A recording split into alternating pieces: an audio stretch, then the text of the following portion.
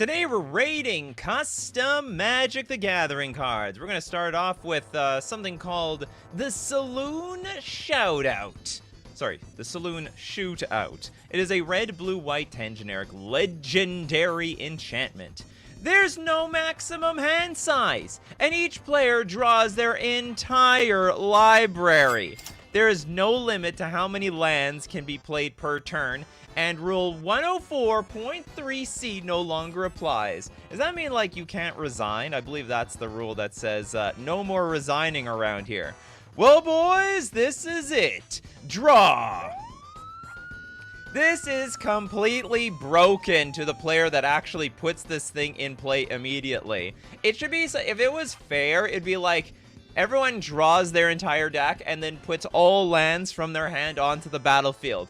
Then that's a shootout. But the way this card is designed, to whoever casts this card and it's their turn, they'll just put all their lands in play and be able to cast basically everything from their hand. Whereas everyone else at the table, they can't. I mean, the only cards that they can play are the ones that are free. So for this reason, this thing is absolutely busted as hell. For at least I think it's a cool design. I think it should just be errated a little bit, that everyone puts all the lands from their hand onto the battlefield untapped. And now we have a shootout. But as it stands, whoever gets this thing out first basically drew first and be able to shoot everyone else down.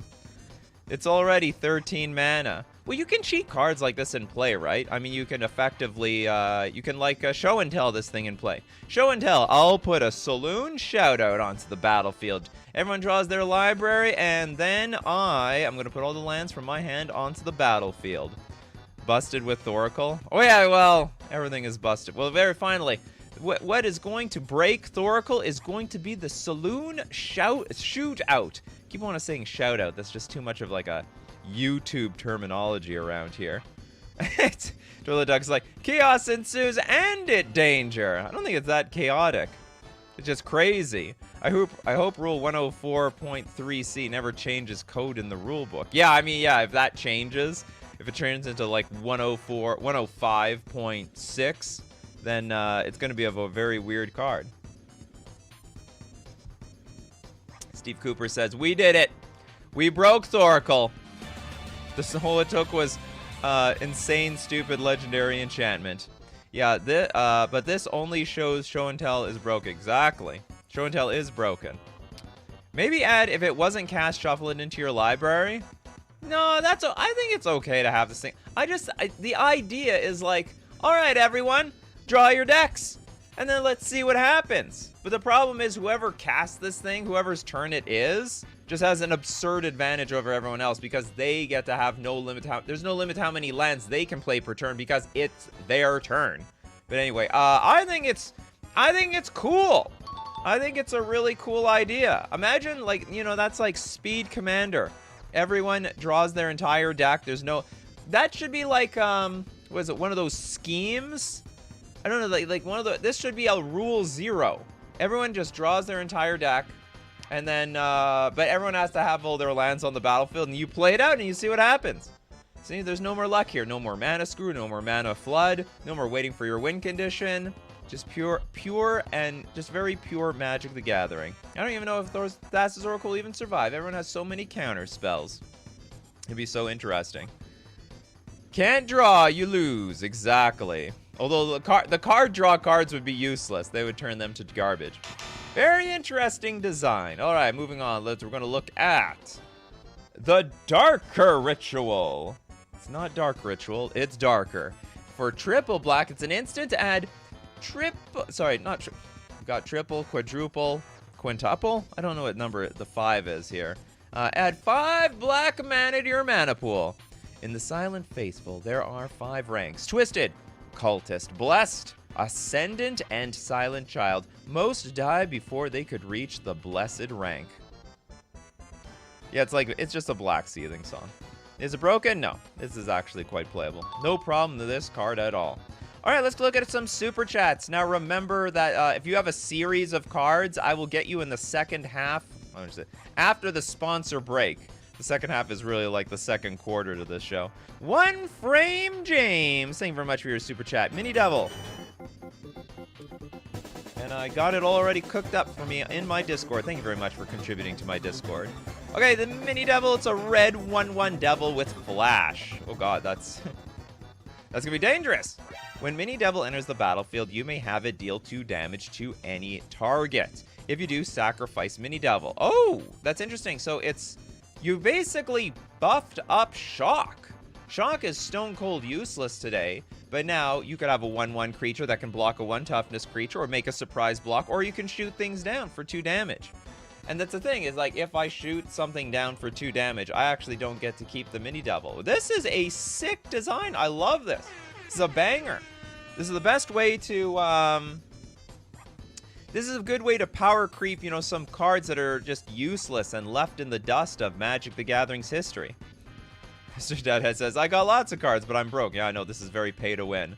Some people have been like, can't we look at some of our cards that aren't pay to win? But like, then this show would go on for forever. Show goes on for over 2 hours, even with the super chats. Yeah, it's really better than Vexing Devil.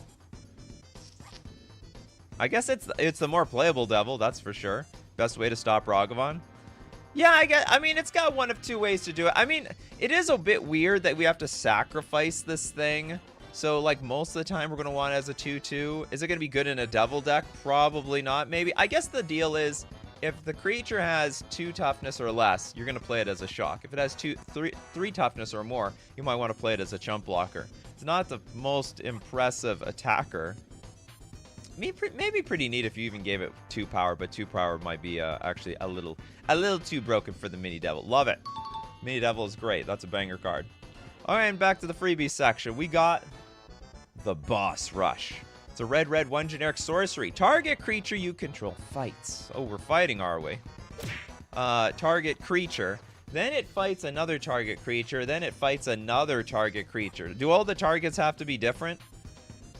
I'm not actually sure what the flavor of this thing is going to be. Not going to be easy to flawless this one. I don't get it. Maybe I'm just, maybe I'm a boomer. I don't understand games these days. Alright, so target creature we control fights target creature. Then that creature fights another target creature. So that creature fights one of our other creatures, and then that creature fights another target creature. And what if it dies? Or is that like the point? I don't get it. Like, if I'm going to fight anything, probably it's just going to win in combat at that point. Hold on, target creature control fights. Oh, wait a minute. No, it's the same creature fighting over and over again. Boss Rush is a type of game where you only fight bosses. Okay, so it seems like, actually, if I understand this correctly, so target creature control fights target creature. Then what is it? Is it still our creature? I guess it's like our creature fights another creature, our creature fights another creature. Alright, if the creature is strong enough, usually bosses are stronger than the hero. The hero is just good at... The hero has to win with skill. Because if it was with brute force, usually the hero just frankly, it dies. give it indestructible. Cool card! Definitely a good design. Or interesting design, I should say. Alright, next up we got Brawly Shadow with Selmail, God of Stagnation. This is Selmail, the God of Stagnation. It is a black-white 3 generic 4/6 God incarnation with Defender and Flying. No attacking for you. Ward, discard a card. Players may only cast 1 spell each turn. Oh my goodness! So we've got, what's it called? Arcane Laboratory on a creature. And then counters can't be put on artifacts, creatures, enchantments, or lands. Ah! This is like just the Grand Arbiter of all Grand Arbiters. No one BSing around. No storming off, no proliferate. Don't be doing any nonsense. Doesn't this break, like... How does this work with sagas? Does a saga just hit chapter 0 and then does nothing? So when a saga comes into play, you can't put a lore counter on it. Better than actual stagflation. The hero is Brash Taunter. Oh, you're talking about the last card. I mean, for 5 mana, I guess it's fine. And it doesn't attack for very much. It's just sitting there, keeping an eye on what you're doing. You don't no BSing around while the Salmail God of Stagnation is in play. It's basically one of the old. It's basically like a new taxing card for just BS people. You want to draw cards on your turn? No, you draw cards. Or you play spells on other people's turn. And if you do that, you only do it once per turn. Nikachu, my super chat has numerous typos. Well, that's not good. It's not good, Toads. It's not good. Okay, moving on. We're gonna go look at Indicate. Sounds like an AI-generated card. I'm going to indicate this thing. Okay, for a blue, it's an instant. Target permanent. Draw a card. You! It's you, I say. Enemy spotted. Yeah. I mean, sure. You do have to target a permanent for this thing to resolve. But you should almost always... The only situation I can think of where you would not be able to target a permanent is like you have Lotus Petal. No, can you still have a target with Lotus Petal? Yeah, okay, so like you go turn 1. You play turn 1. You go Lotus Petal, crack it, play Indicate. That's the only way that you would not be able to play this card. Other than that, you should always draw a card. So, yeah, perfectly legal. It's doable. Is that Indiana Jones? I don't know. Probably? Honestly, I've not seen the Indiana Jones series by very much. Darkstar Ashura. Brothasmus Bugbear Wrecker.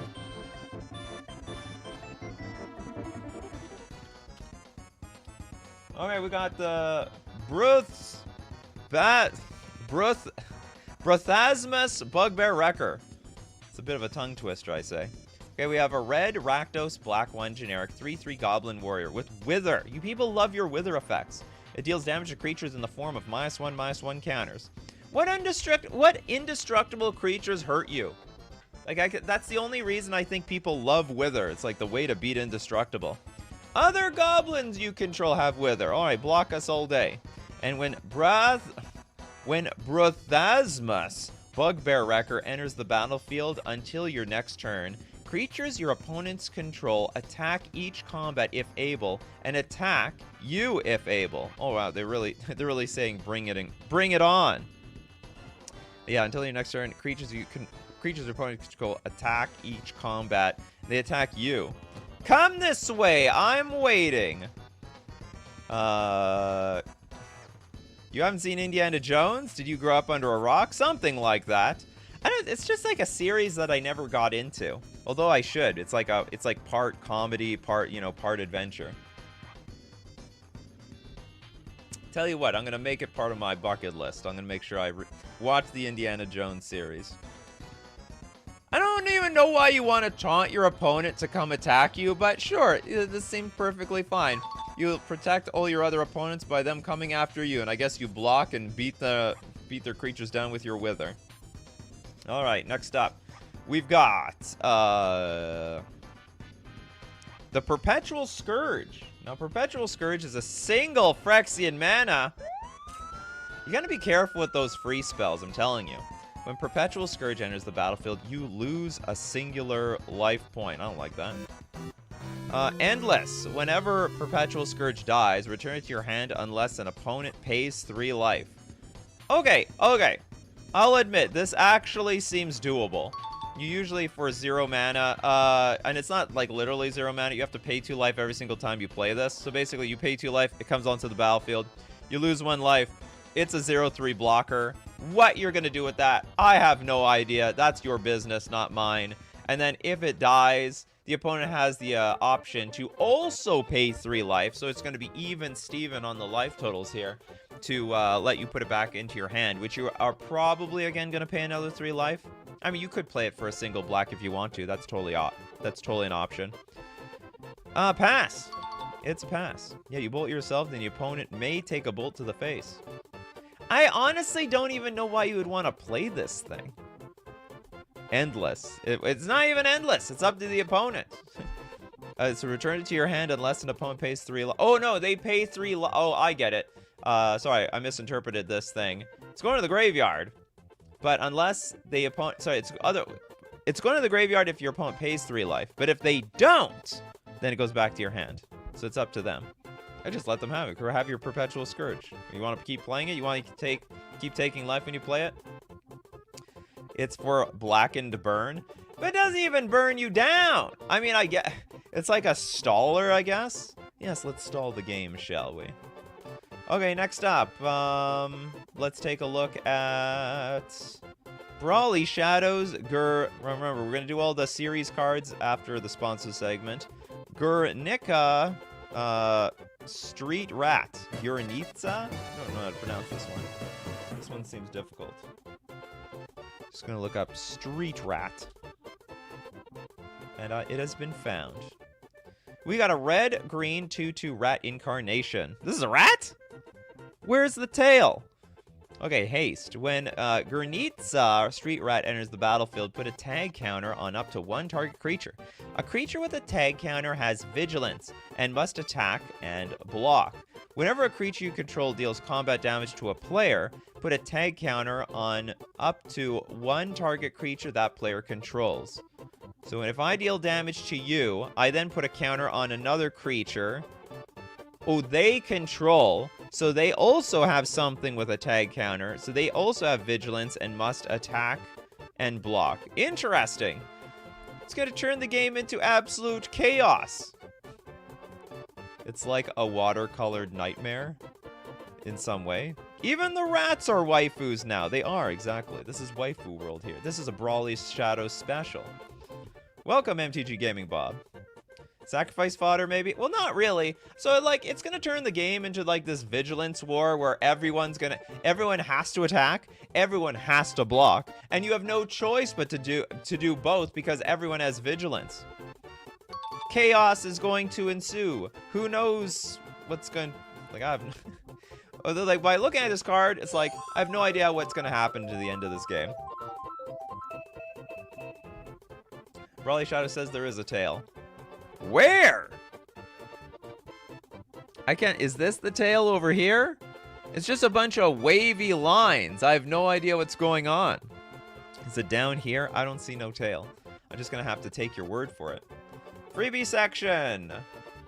The Glade of Battles. Alright, the Glade of Battles is a land. Tap, add a colorless. Put a level counter on this. Level 2 to 3. Tap, add red or green. Put a level counter on this. What? Okay, so that is awful. Okay, what's happening when we get to, Oh, I see. Oh, actually, it's interesting. We tap to get the mana, and we get the level counter. That is crazy good. Okay, so, because normally when you put a level counter on something, you usually have to tap it. You soak up your turn, putting this level counter on it. It's so awkward. Here, we get our ability, and we get the level counter. I like that. Alright, so we tap this thing for a few colorless. We go to level 2 and 3, which we can now add for red and green, and also put level counters on it. And then once we get to level 4+, we can add red or green, and tap, pay 2 life. Sacrifice Glade of Battle. Search your library for up to 2 basic land cards. Put 2 basic lands, put them onto the battlefield, tap, then shuffle your library. This is a banger concept, to be honest. I really like this card. You know, level up mechanics are interesting, but they're terrible. Like, they're just too clunky, and there's just too much of a cost to play them. But here, what you got is, like, the abilities are sort of crap in the beginning, but it levels itself up. And then the card gets better over time as you use it while leveling itself up. And then we finally have, we're finally up to the point where you pay 2 life and you actually ramp yourself up. Love it. It's a banger idea. Okay, next super chat coming from Balder. Balder made a card of himself. Balder the Imperious. So this is Balder the... Literally, it's just you. There it is. Balder the card. We have a black-white, 1 generic, 2/3 human cleric with lifelink and death touch. And we have for 1 Orzhov, return target creature with mana value 3 or less from the graveyard to the battlefield. You love your humans, and you most definitely love your clerics. So for a single Orzhov, we return target creature with mana value 3 or less from the graveyard to the battlefield. That might be broken. Like, this is just a perpetual effect. So for every single time that you, is this not broken? Like, I'm pretty sure this is too strong. If it was like something like sacrifice Baldur the Imperious, bring, you know, maybe even X number of creatures back from the graveyard onto the battlefield, that might be fine. But for a single Orzhov, you can just bring anything back. I mean, this is Lurrus of the Dream Den, and that thing is banned in Modern. Got banned in Vintage, mind you. Yeah, return target creature with mana value 3 or less from the graveyard to the battlefield. Will definitely replace itself at 4 mana, that's for sure. Maybe at sorcery speed. You know what? You might be right, Mr. Lion. If we have it at sorcery speed, it could be interacted with on the stack. Now, mind you, stuff needs to be dead for this card to work. If there's nothing in the graveyard... Oh yeah, it's more powerful than Lurrus because you're not even casting the cards anymore. Mana value 3 or less. You're just basically, no matter what it costs, if it's 3, 2, 1 mana, it all costs 1 mana now. So it's a little too strong. So, yeah, a little much. You know what? If you made it 3 mana, that would probably be fine. Because now it is like a slightly clunkier Lurrus, and it's probably fine enough. Abuse Selfless Spirit. Ooh. Big brain on Jonathan V. Already broke the card before print. Broken before arrival. Banned before seeing the light of day. Interesting concept, though. So you just got to tweak it a little bit, Baldur. We got Mary Curry. I have no idea who this is. Black-white. It's a 1/1 death-touching human scientist. As long as it's your turn, Mary Curry has first strike. Whenever Mary Curry deals damage to a player, that player gets 2 rad counters. The rad counters, she radioactive? And there's the other side. Does she have another side? No, I think this is... Oh, this is just another... this is like a stream of cards. Rosalind Franklin. Is this like... what's it called? Is this a Fallout thing? So blue-green, 1/1 human scientist. Whenever a creature enters the battlefield under your control, put a +1/+1 counter on it, then scry X, where X is that creature's power. Totally fine. And Nikola Tesla. We've got a red 2 generic 1/1 human scientist. Pay a red tap, discard a card, choose one. Deals 3 damage to any target. That sounds busted. So you have perpetual lightning bolt here. Put a charge counter on target permanent. That's fine. And you get 2 energy. You know what? Fine. You know what? 3 mana for basically a lightning bolt spell shaper. I can get behind that. It passes. Okay, the first of 15. For Bacon Catbug, we got the Sharp Sword.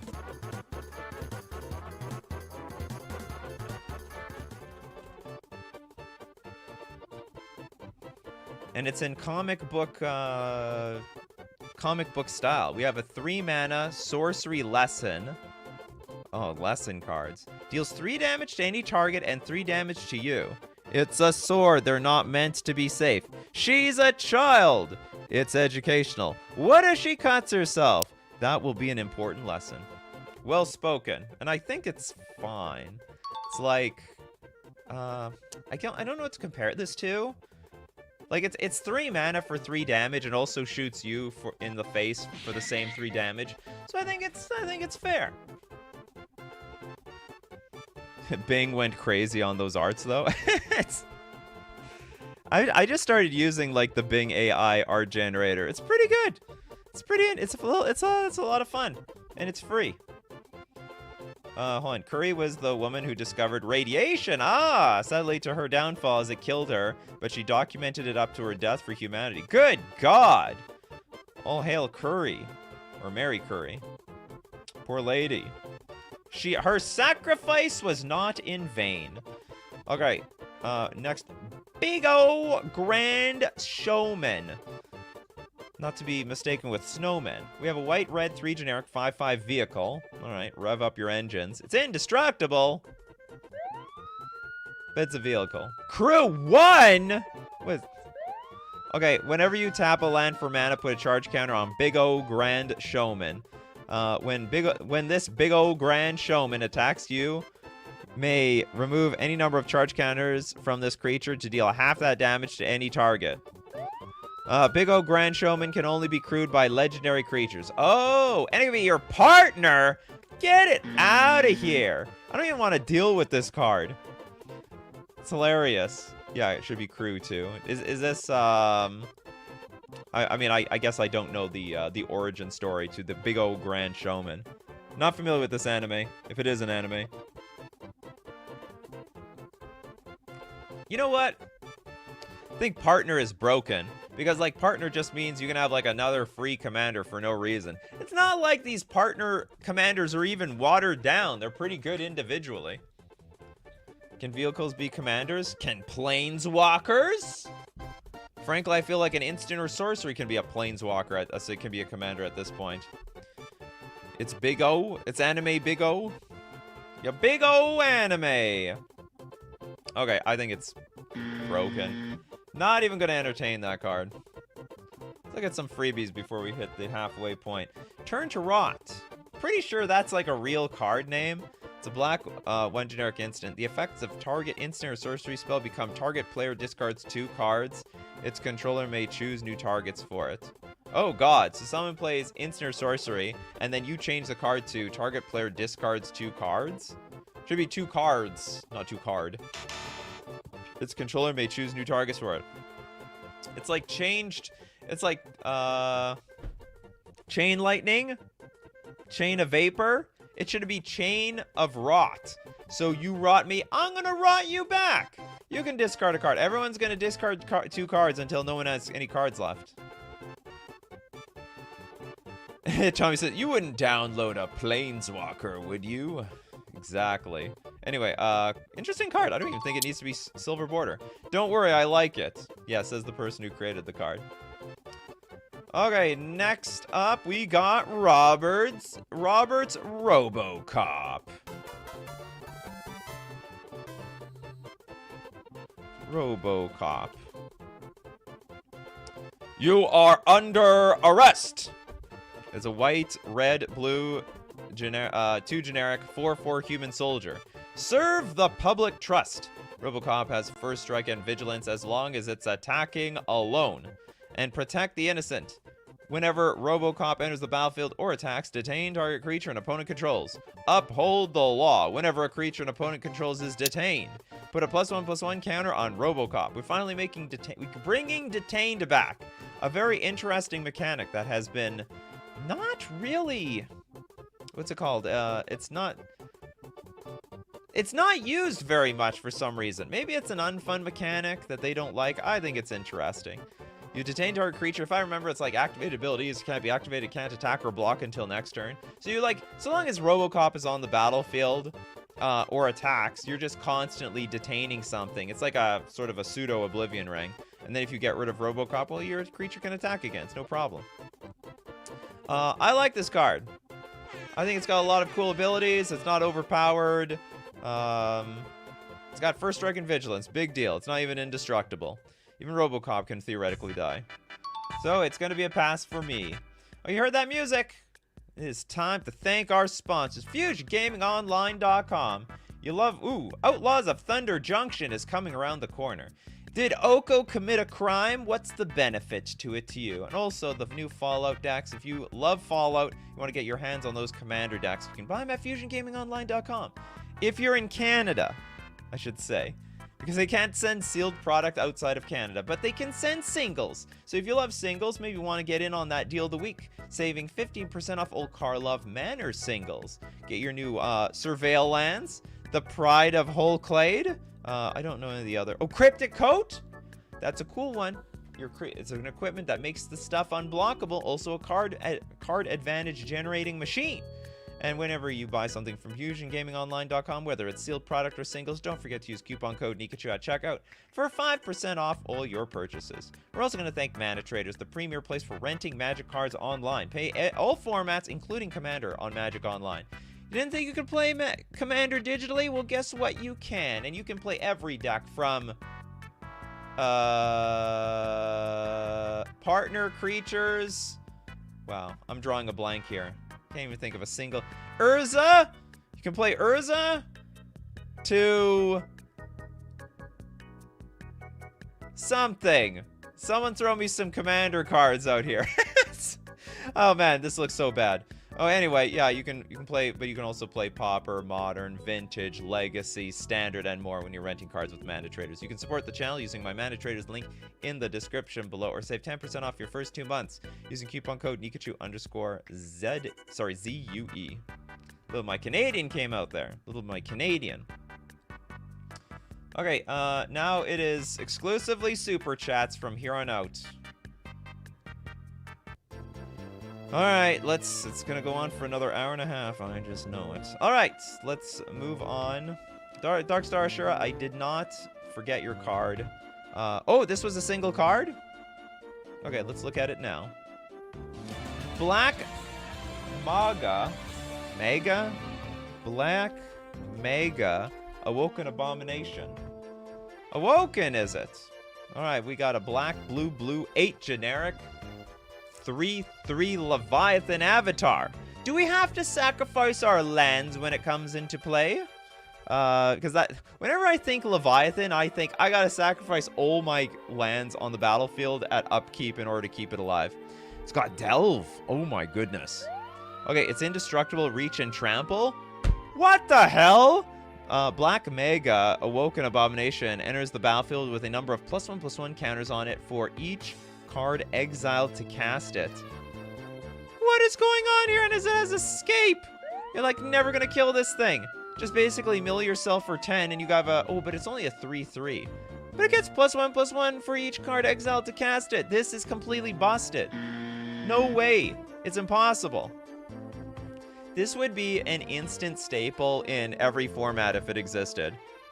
Like, I can't speak 100% for Commander, but this thing would just be outrageously broken in, like, Pauper, Modern, Legacy. It's basically 3 mana for what's probably going to be an 11/11 indestructible reach trampling creature. It's like the next Hogak.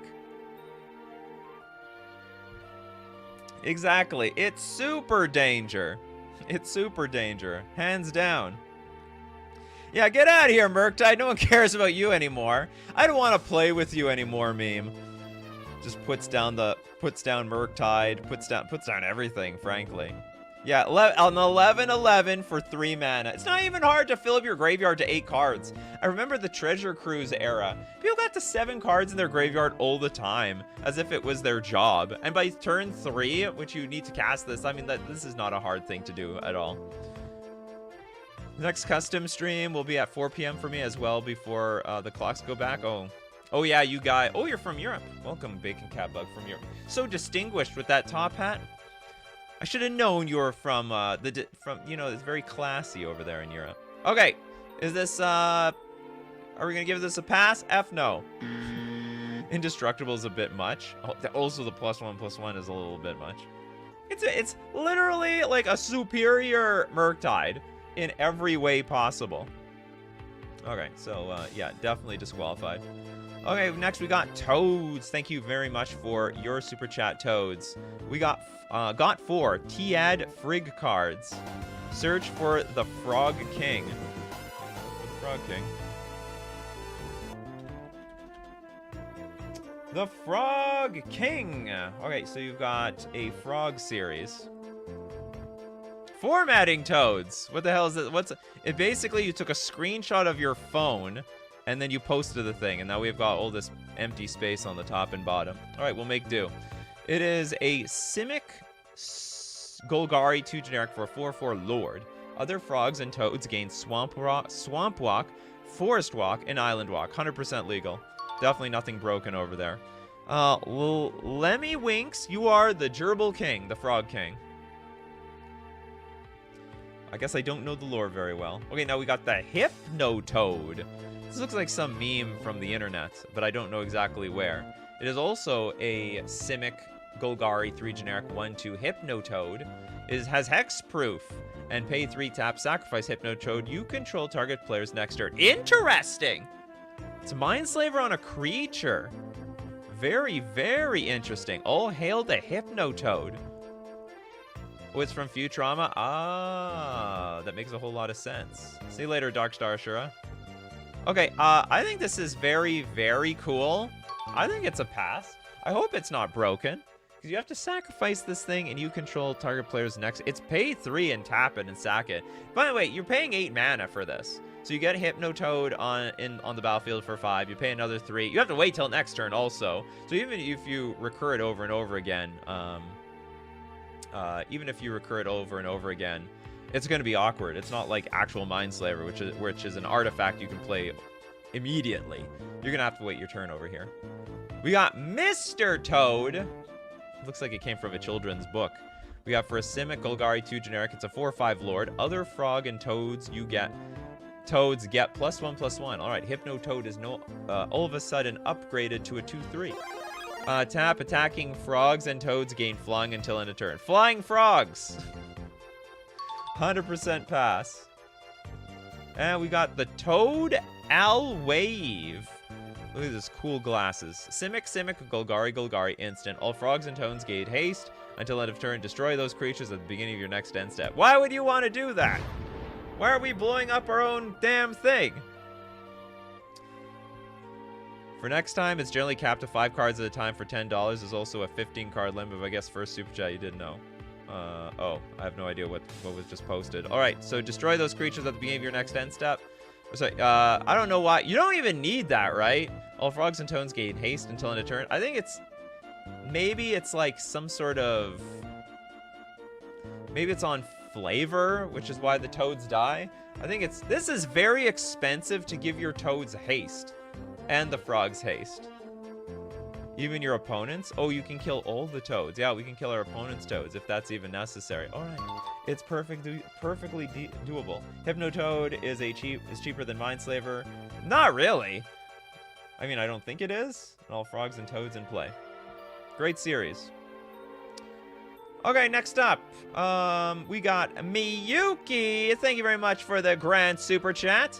The 5 lands.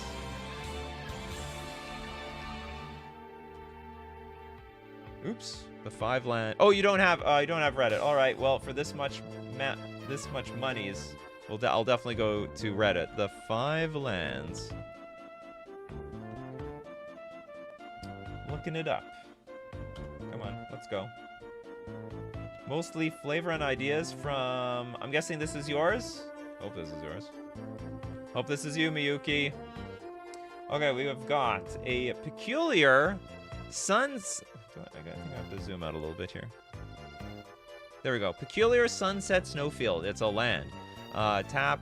Oh, Miyuki's, this is yours, right? Please tell me this is yours. Okay, good. Good, we found Miyuki's cards. Okay, taps add a white, a snow, or a colorless. That's broken by itself. What the hell is the downside to this card? It's literally a tri-land. The only difference is that, you can't, like, search it out, but it's literally finding 3 color. It's, like, weak, though. Like, it's not like it's adding blue or anything. I guess it just adds a random snow. I guess it's fine. Okay, tap. Return target permanent to its owner's hand. That's broken. It's absolutely broken. I mean, this is like... Caracas is banned in Commander, and this is, like, even worse than this. It's almost like a perpetual wasteland. Yeah, completely unrestricted Caracas. This is insane. This looks like a meadow. Does this count as a forest or a plains in the snow? Wait, there's something strange here, and all of a sudden it just bounces you back. You get boinged back to hand. Yeah, if it was like bounce target permanent you control, it'd be a blip. It'd probably be still like too broken. You like perpetually get around like removal. Abzo's like, print it anyway, I don't care. That is a worthwhile, that's a card that I've been waiting for my entire life.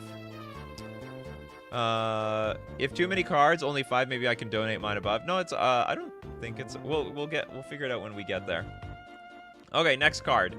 By the way, this first one, yeah, way too broken. It's busted in half. It's insane. Okay, Coastal Frozen Wastes. Land. Tap, add blue, snow, or colorless. Tap, send a creature from your hand to the graveyard, then add even more mana.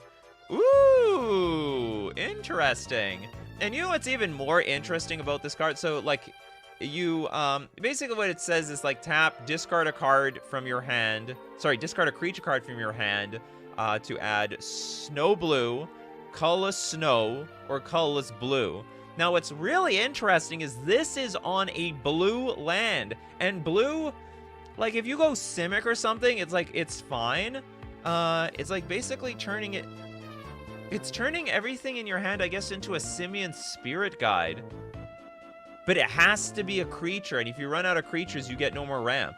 They never did try to figure out how to restore the environment they ruined. Well, more colorless mana for me, I guess. This is probably strong, but it's actually a lot more balanced than the last card.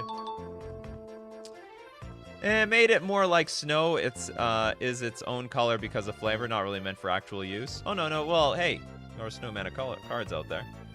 If he should be Snowland with tap, add blue or colorless. That's a possibility. Okay, this is probably very strong. Would be very interested to see how this card would actually work in reality. Okay, Broken Cratered Atoll. Broken is in its name. Tap out a blue, red, or a colorless. Tap, deal 3 damage to target creature or player. This is absolutely busted. You're putting Lightning Bolt on a land. What do we need? What do we even need actual cards for? We just defeat everyone with lands. So the first one was like unsummon for anything, or it was like boomerang for anything. This one's lightning bolt anything. It is always a shame to see such a prospering civilization be erased due to natural disaster. This is on them, however. Dr. Celia Iones, Lore Keeper. Yeah, it's a dual. It's a tri-dual land. Like colorless is you sometimes need colorless to cast Eldrazi, so this is a tri-land that deals no damage to you, and it can bolt you in the face. Yeah, but you can't fetch it out. That's the only balanced thing about this card is you can't fetch it out. Thank God. Okay, Enchanted Snowfield Meadow. We again tap to add green, white, and a snow. Tap, untap target land you control, excluding Enchanted Snowfield Meadow. The gathering of magic within an environment is always an interesting study. This one looks sparkly and clean. So we untap target land we control. This is literally the most balanced card out of the entire series so far. I can confidently give this a pass. Not even close. Do you have like an air raid siren sound? Sometimes the police siren sound just isn't big enough. Yeah, we need like a nuclear disaster siren. Everyone duck and cover. It's danger too much. Okay, untap this card, the Enchanted Snowfield Meadow. This is great. Untap target land. So basically, it does break Gaia's Cradle for the most part, but I think it's the most fair out of all the cards so far. Not broken, just strong. Relic Peak Marsh. Add Jund colors. Okay, tap. You may sacrifice a creature you control. You gain life to double of the total of the mana value of the sacrificed creature. I think it's when you put double, probably just the mana value of the creature is enough, because that's already pushing it. There are lands out there, I think High Market, where you sacrifice a creature and you gain a life, and that's also already a pretty popular card. Yeah, this is way more pushed, but fine, I guess. Even amongst the numerous plants, a swamp on top of a mountain amongst a forest is rare. Dr. Celia Iones, Lore Keeper. Everything else is broken. I would say this thing, okay, so this is like barely a pass. Pass. Fail. Probably fail, but I think it's cool. I'd like to see how this plays out, and this is absolute fail. So you got like basically 2 out of 5 clean, one not so clean, and then some that are not, and then 2 that are an absolute abomination. Okay, next up, let's take a look at Jay. All right, Jay with an enormous super chat. I'm gonna prioritize the enormous super chat. Billy Bookcase of the IKEA set Part A. New to the stream, but been watching for a while. Recovering Yu-Gi-Oh! Boomer. Newish to MTG. Idea here is a bit of a joke that MTG makes a deal with every IP, including IKEA. Is in my Discord. Not sure where you posted this. Billy Bookcase. Yep. Okay, you got it here. Part A. The bookcase. Fear the book. Fear the human-made bookcase around here. Okay, it is a green 1 generic enchantment. Whenever a non-creature token is created, put a shelf it counter on Billy Bookcase. Green 1 generic, remove 2 shelf it counters from Billy Bookcase. Return a card from your graveyard to your library and shuffle. If the chosen card had the word book or shelf in its name or type, draw a card. Ship it! Ship it for Bookcase. Ship it for IKEA. And also, I like eating at IKEA. They got good food over there. Love their...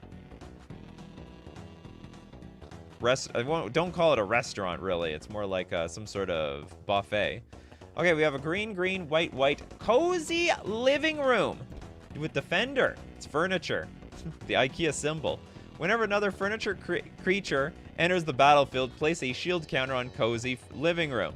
X. Move X shield counters from cozy living room to other creatures you control. Easy pass. To feel safe and secure in my living room, Tom Sitwell, Coach Surfer. I didn't know you can buy this stuff at IKEA. I've bought a lot of shelves from IKEA before. The shelves are not bad. You know, why spend millions of dollars on shelves when you can just get IKEA shelves? It still holds the books all the same. No big deal. Yeah, shout out to the Swedish meatballs. That's right. Yeah, universes beyond IKEA. Like, that's really reaching to the bottom of the barrel of the IP that Magic the Gathering would be open to using.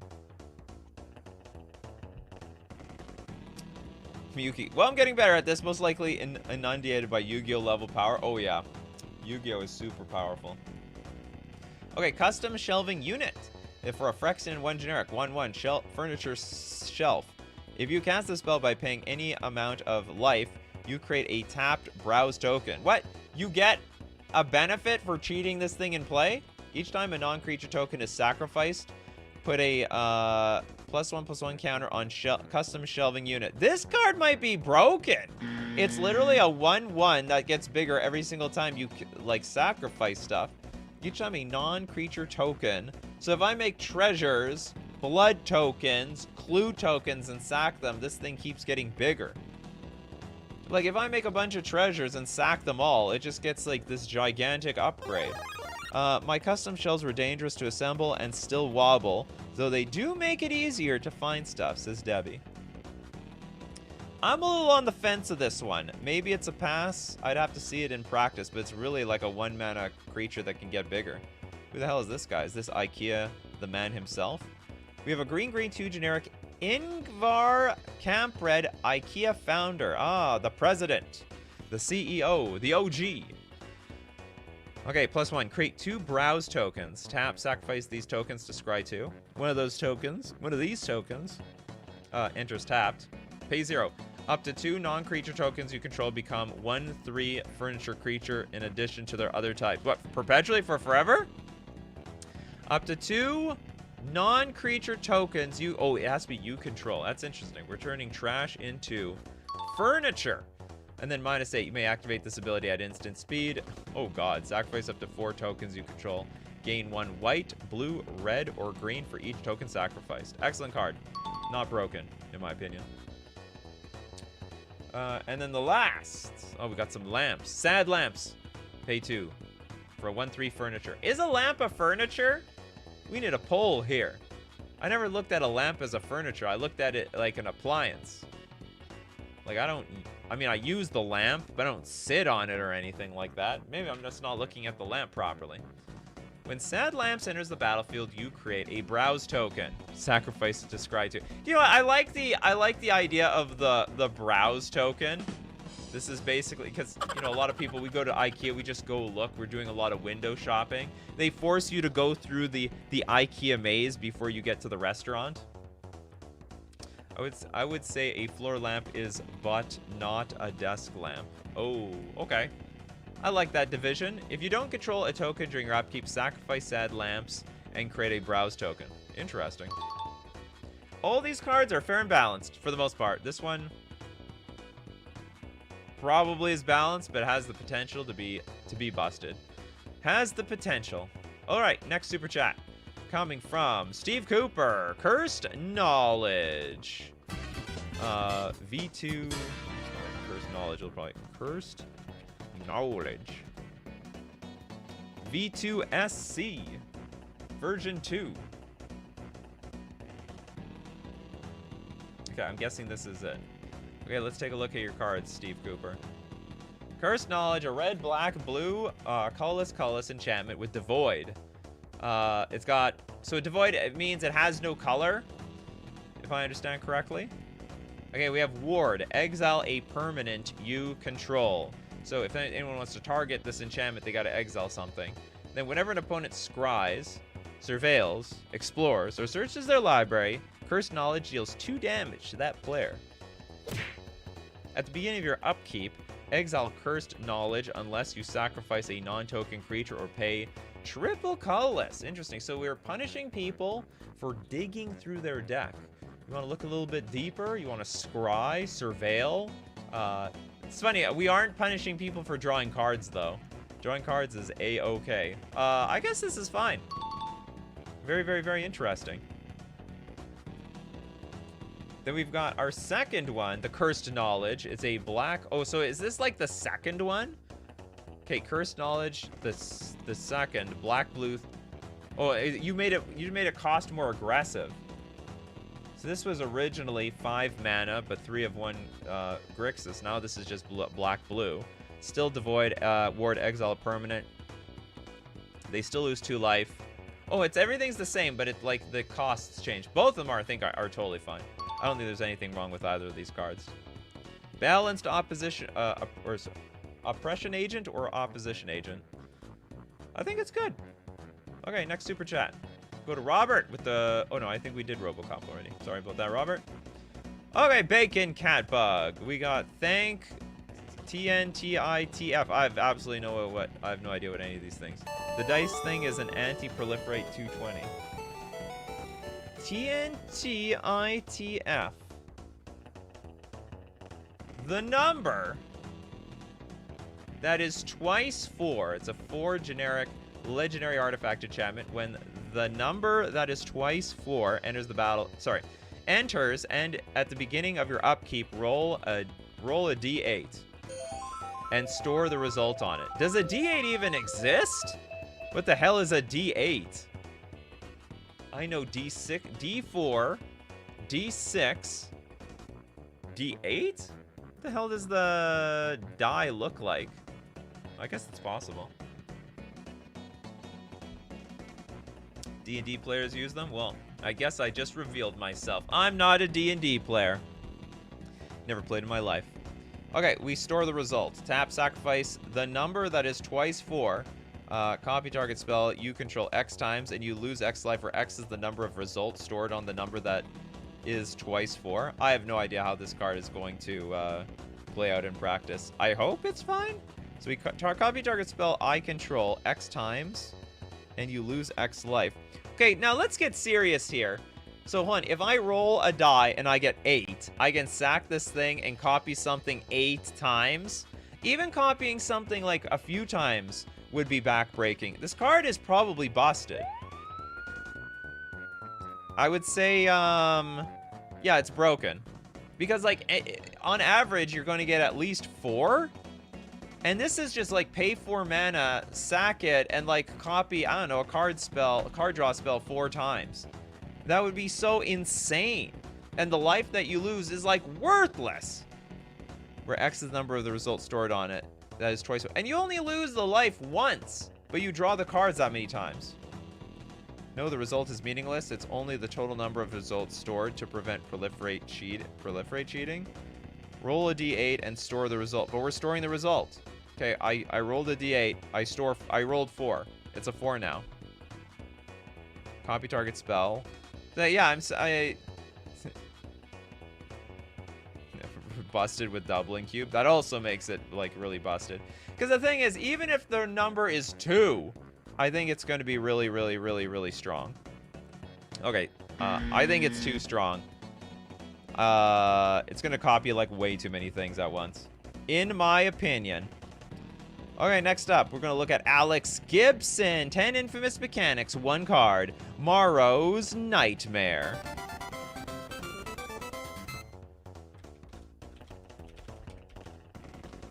Morrow's.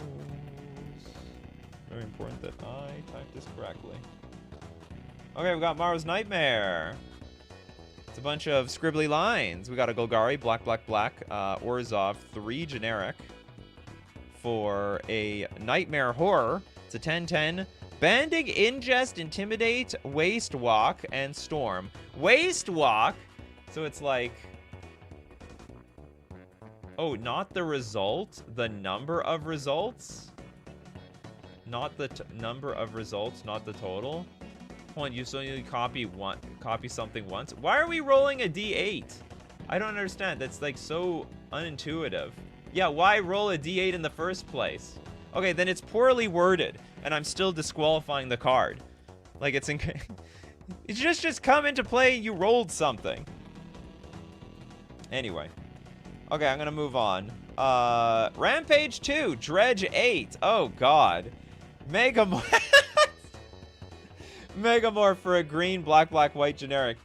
Sorry, a green, black, black, and a white. And we also have Regenerate, Morrow's Nightmare. Do you know what Regenerate does? Do you know how that works? Also for Abzan. You can untap it, send Mark, and ask on Blogatog. Your life total becomes equal to your starting life total plus 5. When Mark answers your question, you win the game.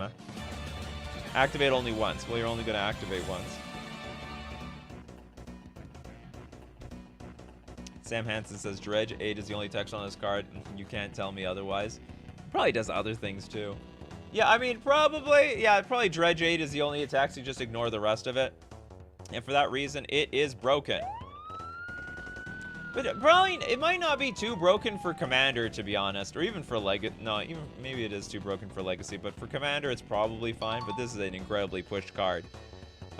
Even though it has all this other... Like, you're probably not casting it for this stuff. Hold on, 4... How much does this cost? 5, 8 mana again play? Yeah, activate... Yeah, well, activate only once, though. Like, when are you... Otherwise, why would you activate at all? Oh, I guess you activate it once to ask him one question, and then you win the game by the time he answers it. Sorry, everyone, look at my phone. Rosewater answered my card. I win the game. Funny card. Okay, next up, we got Medieval Gamer. Thank you very much for your super chat. Kaldor Chief Thief.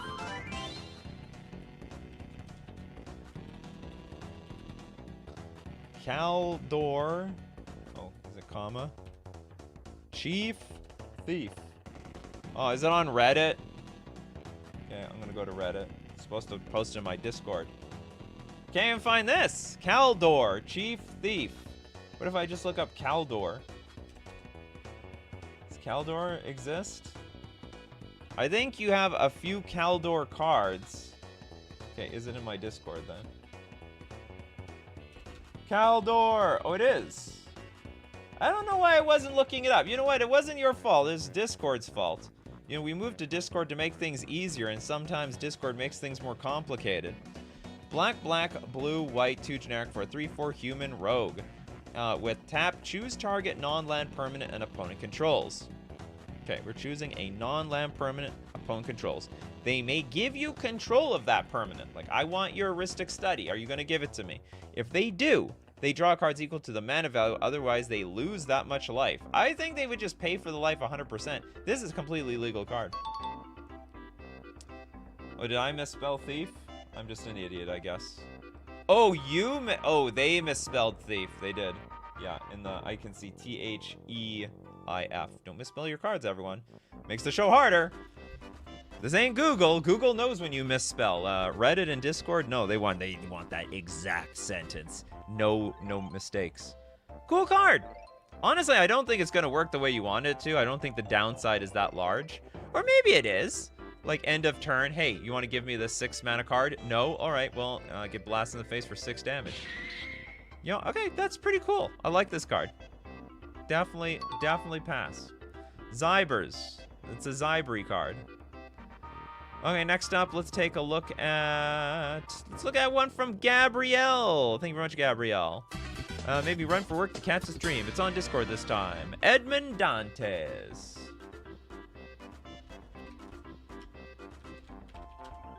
The Avenger.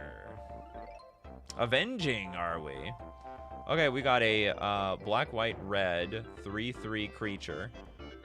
It's a human noble. Whenever a player sacrifices a treasure, each opponent loses 1 life. Oh my god! This is gonna be crazy. Shouldn't it just be like like if you build your deck around treasures, I mean, you're gonna dome people really hard.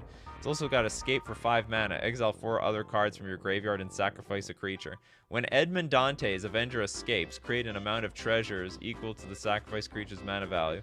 This thing's busted! Absolutely busted. Oh, hello there, FGO card.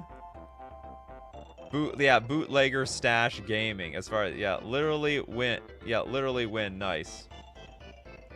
It's going to be 7 degrees today in Indiana. It is with Edmond Dante's around here.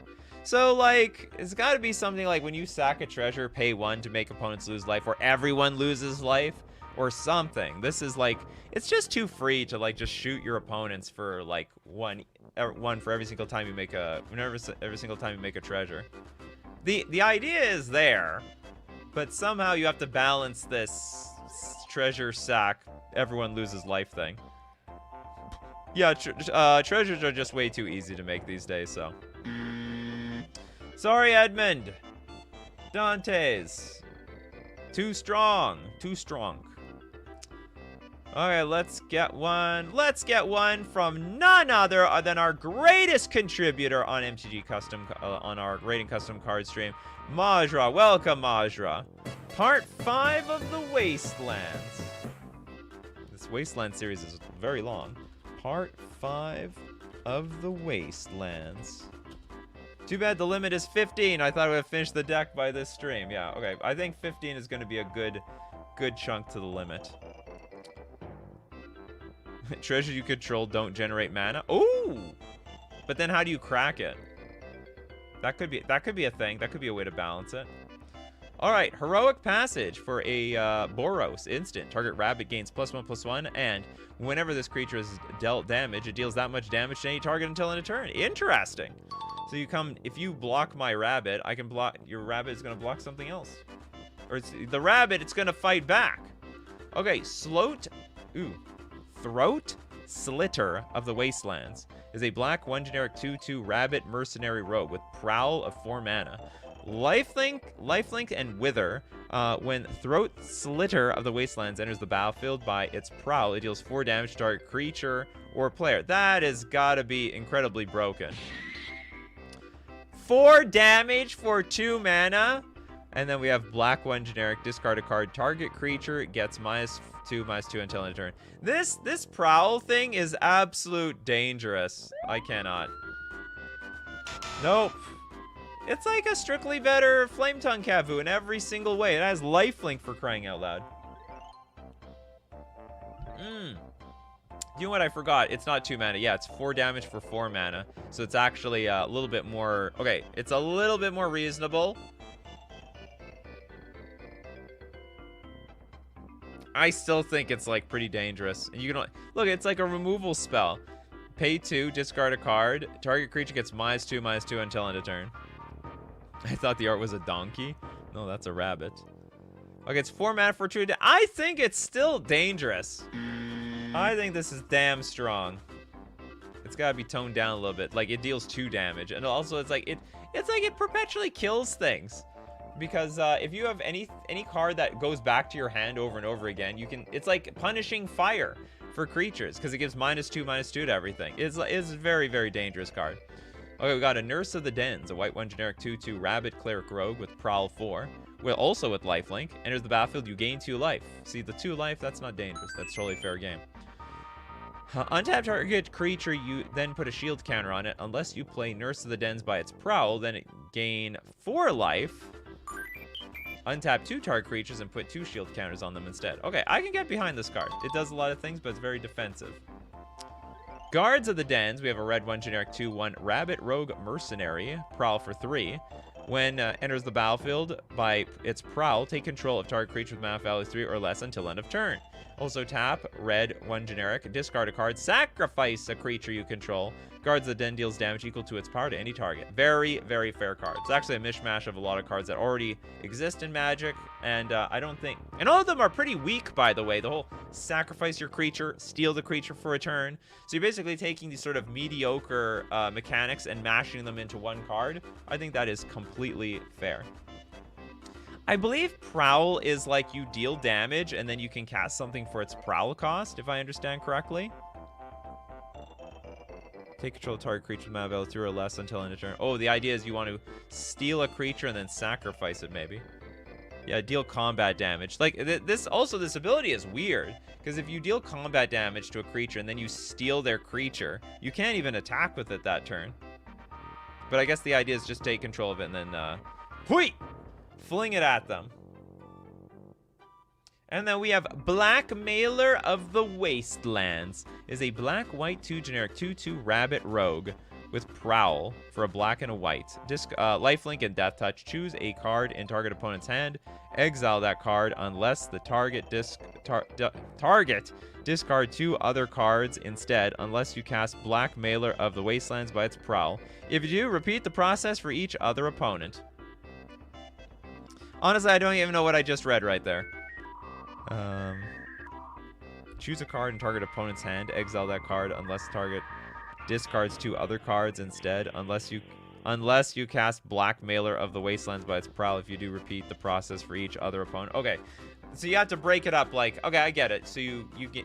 Do they even reveal their hand, or they just lose 2? That's so weird. I assume you're looking at their hand, by the way. And then if they choose to let you look at their hand, you're going to take 1. Otherwise, they can choose to discard 2 random cards. And then if you prowled it in play, everyone discards a card. Yeah, too many unless. Unless this, unless that. But at the end of the day, my coffee crew, it's totally fair and legal. I've seen worse. Okay, next up.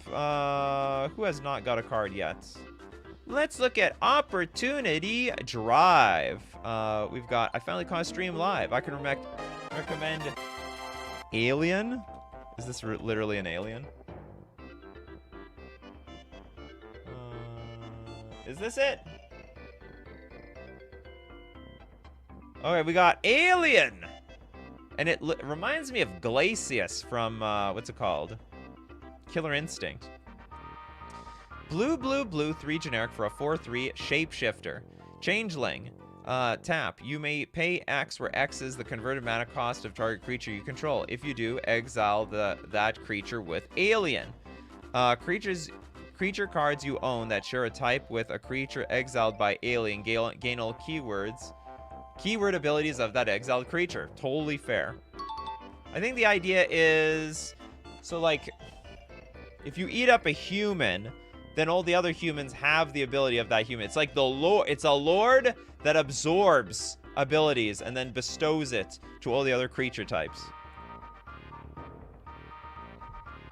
All will be one. Alien, Mimic Progenitor. Interesting card.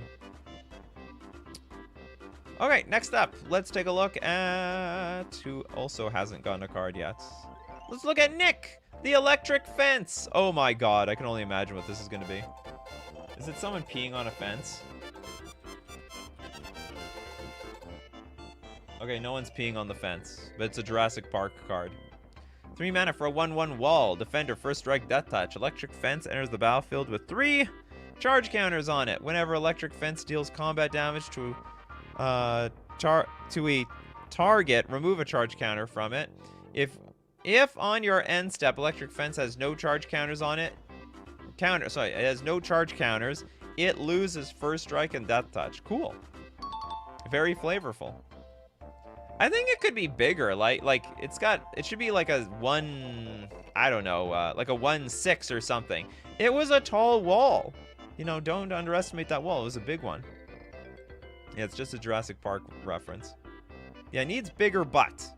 I think it'd been fine as like a 1/7, because it's as high as a Tyrannosaurus Rex. completely as high as a Tyrannosaurus Rex.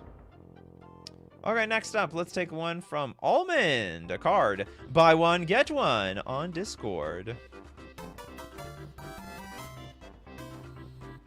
Buy one, get one. It's cute. Whatever it is. It's a blue, blue, blue, 3 generic enchantment. Whenever you spend mana to cast a spell, you may cast a spell with lesser mana value from your hand without paying its mana cost. Huh? Is this like some sort of weird show and tell card? So if you spend mana to cast a spell, you may cast a spell with lesser mana value from your hand without paying its mana cost. That could be well, maybe it's not broken. You spend 6 mana on this thing. Hurry, blue light specials are going on now, only at Walmart. Goblin store clerk. I guess actually it would be fine. So it's like a way of, do you know what it reminds me of? What is the red card? Fires of Invention? It has very Fires of Invention like feel to it, where you get to play 2 cards at once, and that was like a 4 mana card. So it's like you can cast 2 cards a turn, I think, for less than the number of, equal to or less the number of lands you have in play, and I think this would be fine. It's like a Cascade for your hand. Well, it's not quite the same. Cascade has a bit of a tutoring ability to it. This one is just you can play your cards from your hand. Just cast the most expensive card from your hand so you can cast everything else for free. It's not everything else. Whenever you spend mana to cast a spell, like the free card is not going to trigger this. I like it. Buy one, get one. It's a buy one, get one free special. What do you guys like? Buy one, get one frees or 50% offs? I think my marketing class reminded me that people like the buy one, get one free a little bit more than 50% off. Okay, next up, let's take a card from Ree. Ree, what do you got for us today? I made a Merfolk card for you. Merfolk support. Needs all of the support we can get.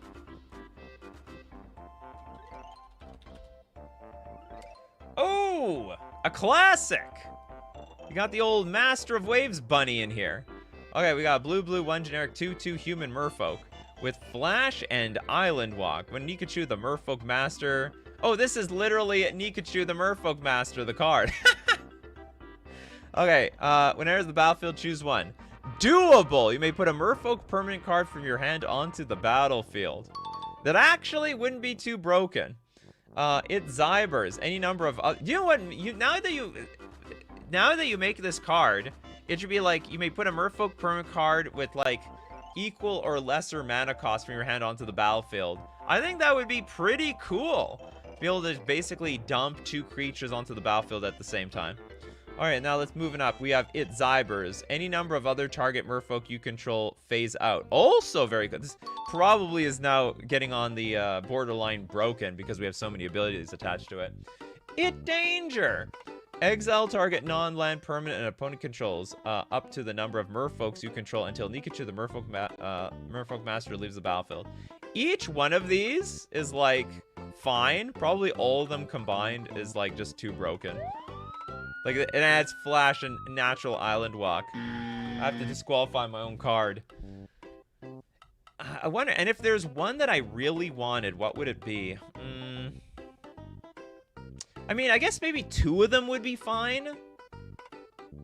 I think probably the 2 that are fine are probably Doable and It's Zybers I probably want the most. But I would take the last one too.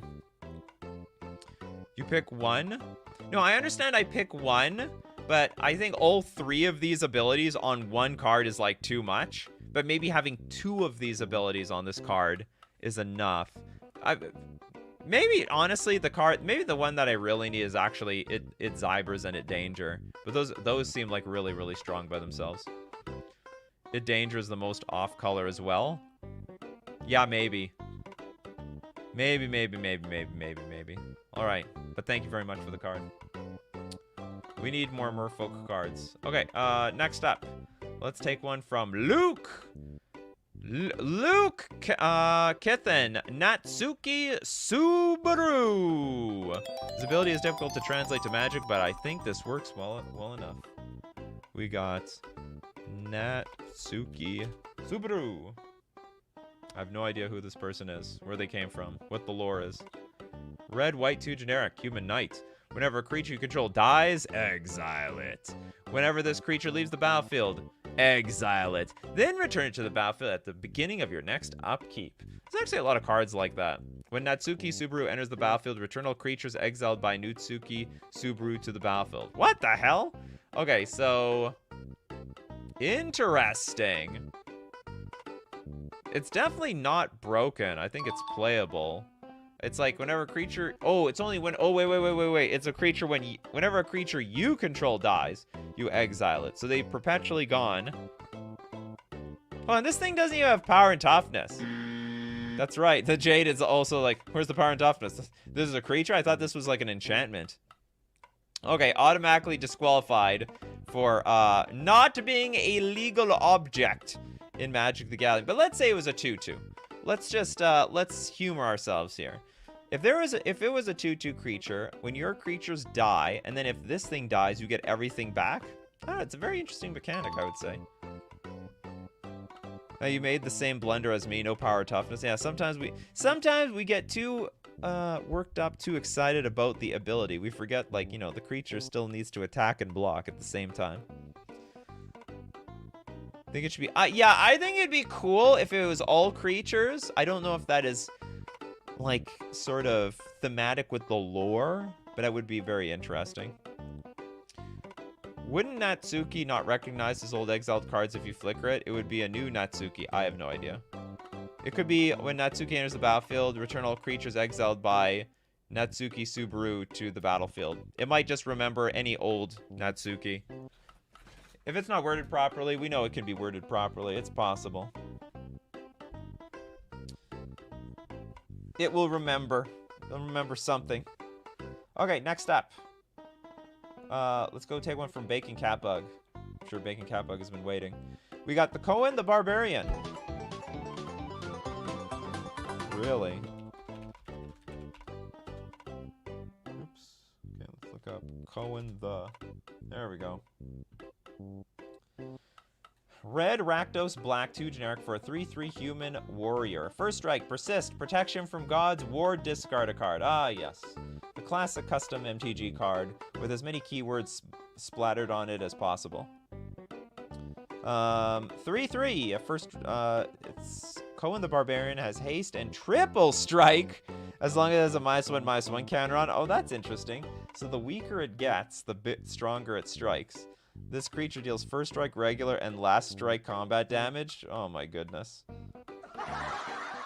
We deal so much damage at once. What is that? A man may call the greatest things in life hot water, good dentistry, and soft lavatory paper? This looks written by an AI generated something. It's all AI generated. Okay, we will definitely... I think we can definitely give this a pass. It's a very interesting card. I like the idea. As it gets weaker, it gets stronger. So don't piss off Cohen the Barbarian. Okay, next up, we got Brawly's Shadow with Sophie the Hope.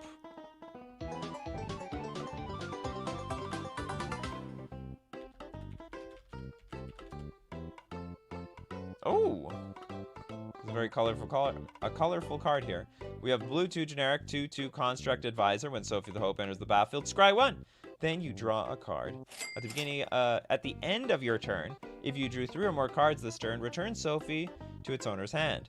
The next spell you cast costs 2 less until the end of your next turn. Next spell? I'm Sophia, humanity's companion.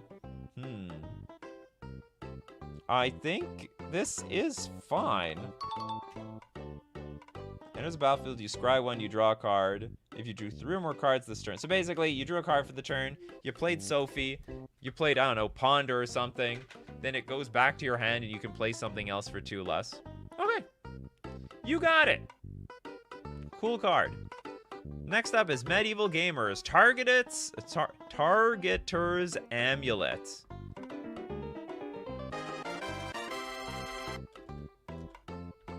Targeter's Amulet.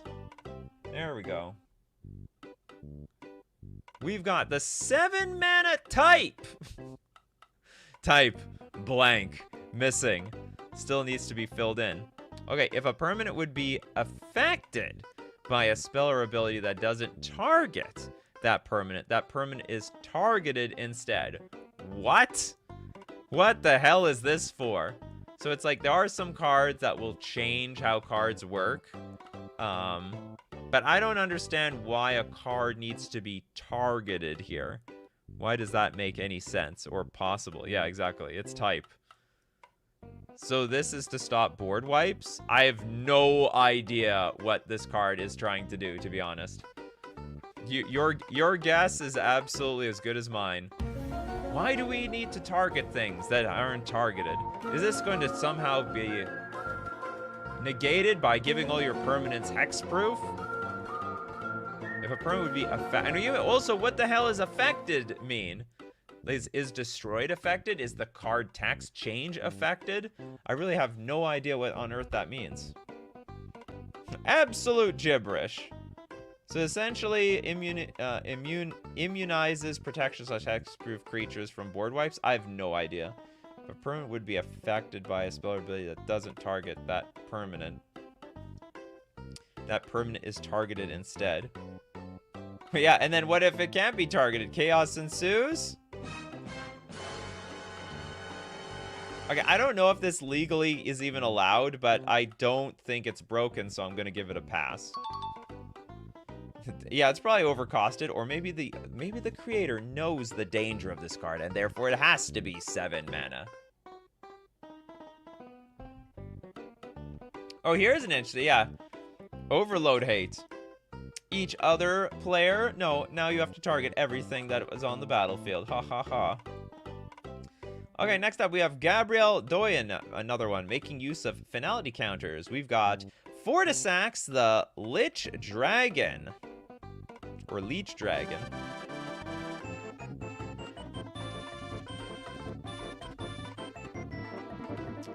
Fortisax. Alright, Fortisax is a black, white, 2 generic 4/4 dragon zombie. Flying. When Fortisax enters the battlefield or attacks, put a finality counter on target non-land permanent. If a permanent with a finality counter on it would be put into a graveyard from the battlefield, exile it instead. So it's gone forever. Whenever a permanent is exiled, target opponent loses 3 life. So, if a permanent goes exiled, target opponent loses 3 life. Great card, actually. Really well designed, honestly. This is perfectly designed. Enters battlefield or attacks, then thick stuff have the potential to never come back. And as people want to exile their spells for... even more interesting... You have, whenever a permanent is exiled, target opponent loses 3 life. It should be like, whenever a card is exiled, that player maybe loses 3 life. Unless you also don't want to get damaged by your own thing. Oh no, wait a minute. You choose whenever a permanent is exiled. So you could even exile your own permanents. So maybe it has to be like permanents exiled. So whenever a permanent is exiled, you choose who gets hit, even though it was somebody else. No, if it's a card, it breaks Cascade again. Hold on. Whenever a permanent is exiled, well, the card, Cascade, it's a spell on the stack. It's not a permanent. Should specify from the bat. Well, no. It's okay. Whenever a permanent is exiled, so it has to be from the battlefield, right? Like it's not a permanent otherwise. Like if it's a creature spell on the stack is not a permanent at all. So I think it's fine. I think it's a cool card. It's a very cool card. I think that would Zyber for a lot of people. Okay, Majra, it's time for part 2. I'm waiting for it. Okay, here's the last 3 cards from part 4 of the Wastelands.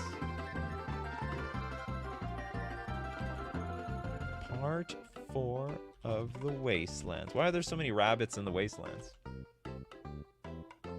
Sounds like a crappy place for the rabbits. So we did this one, is what you're telling me. Oh, the Massacre Gal of the Wastelands. Alright. We got a black, 2 generic. Consult the Knight. Sorcery. Shuffle 5 creature cards from your graveyard to your library, then draw 2 cards. Awesome card! Totally legal, and also as an interesting way to get gas back into your deck and maybe have some chance in hell of drawing the actual cards.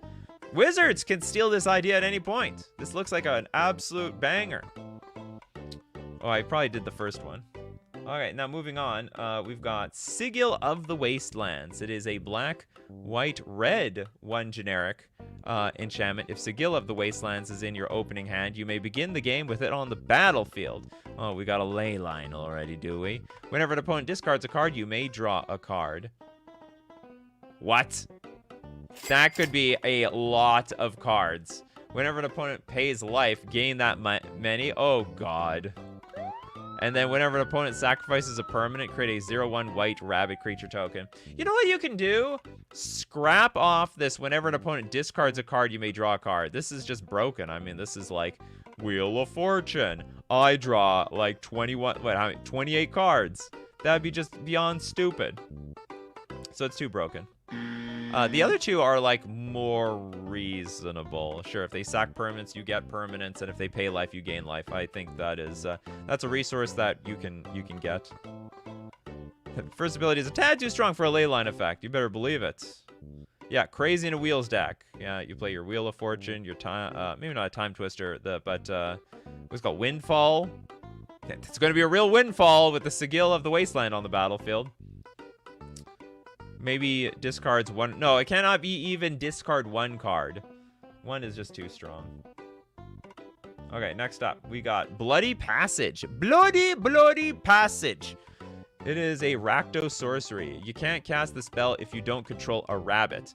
You can look at the top and bottom of your library at any time until end of turn, and you may play cards from the top and bottom of your library until end of turn. This sounds actually insanely weak. So you could probably make this a source. You probably could make this an enchantment, to be honest. It's so specific to the rabbit deck. Yeah, this is like insanely fair. Okay, now this is Deadly Passage. For Norzov, it's an instant. You can't cast the spell if you don't control a rabbit. Destroy target creature that have dealt damage to you. This is also insanely fair. Not even close. These last two cards, very, very, very watered down. Bloody Passage sounds like the name of a gay nightclub in a weird 1950s propaganda film. I wouldn't know anything about it. Wouldn't know. The fun thing to do is use this with put card on bottom of library cards. Yeah, so like you get some effect out of that. But so that's why I think you could actually make this an enchantment. And like start casting, play cards on the top. Oh, but you want to play any cards. Yeah, it can't be like a strictly better future sight. I thought it was for rabbit cards, so I guess it can't. I guess it has to be a sorcery. So hard to balance this out between enchantment and sorcery, but I definitely think it could be a little bit more pushed. A lot of cool cards there. Some busted, some okay. Okay, let's look at another Bacon Catbug special. Or maybe I guess we can go to the top. You have like so many. We've got Disco. What is this? Disc World 4 out of 20. Angua Von something. Oh, you squeezed 2 cards in 1, did you, Bacon Catbug? You tried to squeeze 2 cards in 1. Okay, white, red, 2 generic for a 3/3 human werewolf detective. Partner with Carrot. Iron Founderson. Whenever Angua or another human or werewolf enters the battlefield under your control, you can collect evidence too. If you do, put a counter on that creature, and it gains haste until end of turn. At the beginning of your end step, if a player collected evidence this turn, you get to transform into Angua Nightwatch. Very pretty wolfy over there.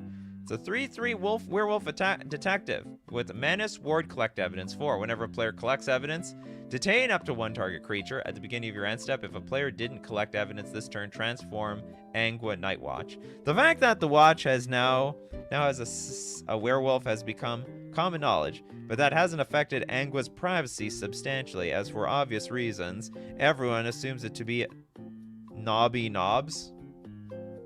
Not familiar with the lore. Yeah, the double wall of text, exactly. You're exactly right. Okay, I'm just gonna give it a pass. I don't know how strong, like, the backside, whatever. If it's strong, you still have to work for it anyway. Next up, we've got... is anyone else wait? We'll get one from Will Anderson, we will. Okay, we've got Bosk of Tranquility.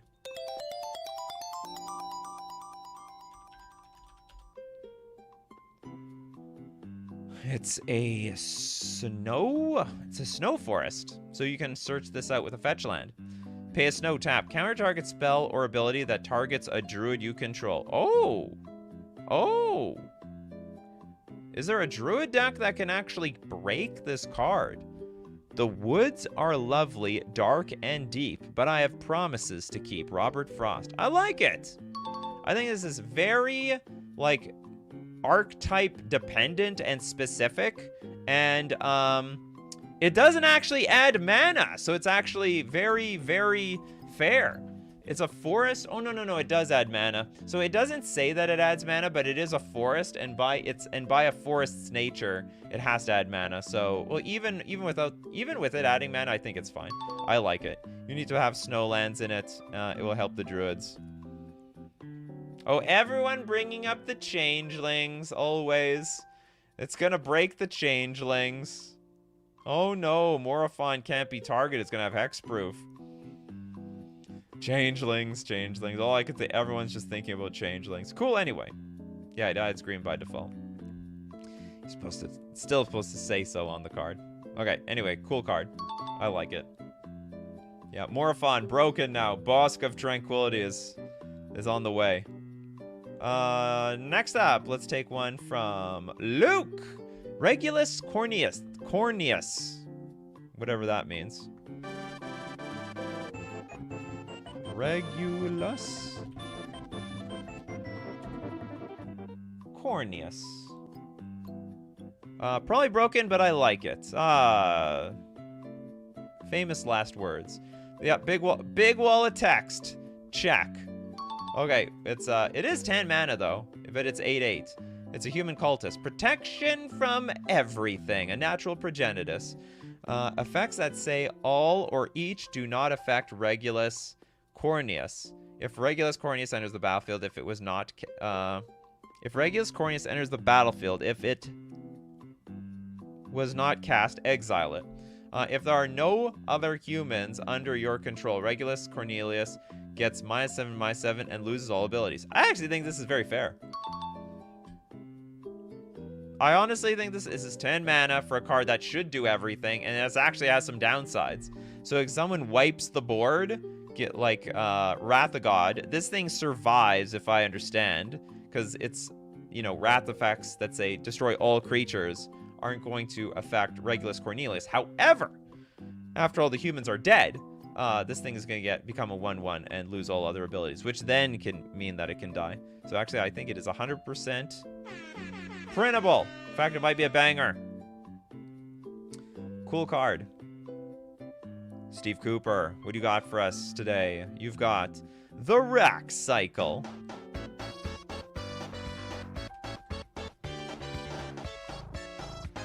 Sure excited for this new Bloomborough thing coming out. The Bloomborough is going to be raccoons everywhere. Okay, we've got... did you, like, upgrade these cards or something? I think all these arts are super familiar. Okay, we got a white 3 generic 1/3 Raccoon Artificer. Whenever an artifact is put into a graveyard from the battlefield, you may gain a life, which is totally fair. Whenever an artifact is put into a graveyard from the battlefield, create a tapped treasure token. This ability only triggers once each turn. And artifact cycling for artifact cycling. So spend 5 mana, search your library for an artifact, reveal it, put in your hand. I will say this is a pass. Even for the artifact cycling thing. The Rack Fabricator. The blue 3 generic 1/3 Raccoon Artificer. Ward 2 and Fabricate 1. So Fabricate is like... you can either put a counter on it or 1 creature in play. It's like you get a +1/+1 counter, or you get a 1/1 Thopter equal to the number. This creature can't be copied. Well, that sucks. So it's a blue X, tap, create a token that's a copy of target non-token artifact you control with mana value X or less. Activate only once each turn. This creature can't be copied, but it creates a token of so it's like you're just saying you can't copy yourself. Why can't other people copy this thing? Whenever you create one or more artifact tokens, you may draw a card. Oh god. If you do discard a card, this ability triggers only once each turn. Okay. So basically it's a big looting machine. I think they're slightly different designed, Oinky. Like they do look very, very familiar. But they're slightly different. This is SC, right? Hold on, I'm just gonna confirm. Yeah, this is SC. And this is it. So we're looking at a slightly different side. They are all adjusted, tweaked. So this is a 4-mana, 3/2 Raccoon Barbarian with Death Touch and Menace. The Rack Destroyer attacks each combat if able. And whenever Rack Destroyer deals combat damage to a player, that player sacrifices that many artifacts. Ah, finally an answer to the finally Black has artifact destruction, and it is in the form. Yeah, why doesn't Black have artifact destruction? Can't they just, like, destroy it with their own swords and stuff? Whenever an artifact is put into a graveyard, each opponent loses 2 life. This ability triggers only once each turn. Easy pass. The Rack Flinger. Flinging rocks. I like this picture. We have a red 3 generic 1/4 Raccoon Shaman. Haste and Defender. Tap deals 2 damage to each opponent. Oh, God. That's a lot of damage. Whenever you sacrifice or destroy an artifact, untap Rack Flinger. This ability triggers only once each turn. Hold on, so whenever you sack or destroy an artifact, it has synergy with the other cards, so you can deal.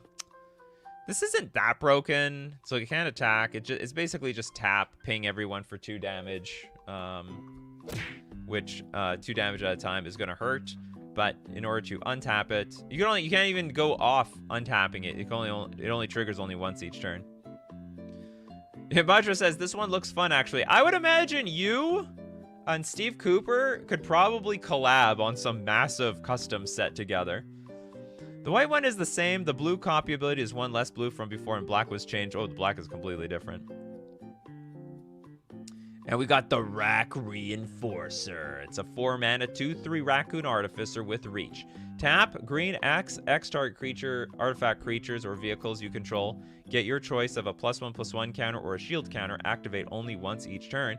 Whenever an artifact you control is put into a graveyard from the battlefield, put a +1/+1 counter on target artifact you control. This ability triggers only once each turn. I think what I like is that you balanced your cards off with, like, triggers only once each turn. So basically it shows that, you know, they can't be broken in half and are easily passable. Red one would be fantastic in the Neheb deck. Okay, moving on. Let's get another one from Redco. Arcanus. Arcanus is back, you say. And is it better than ever?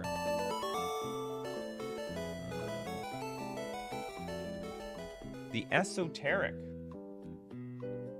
Okay, Arcanus the Esoteric is a blue 2 generic 3/4 wizard.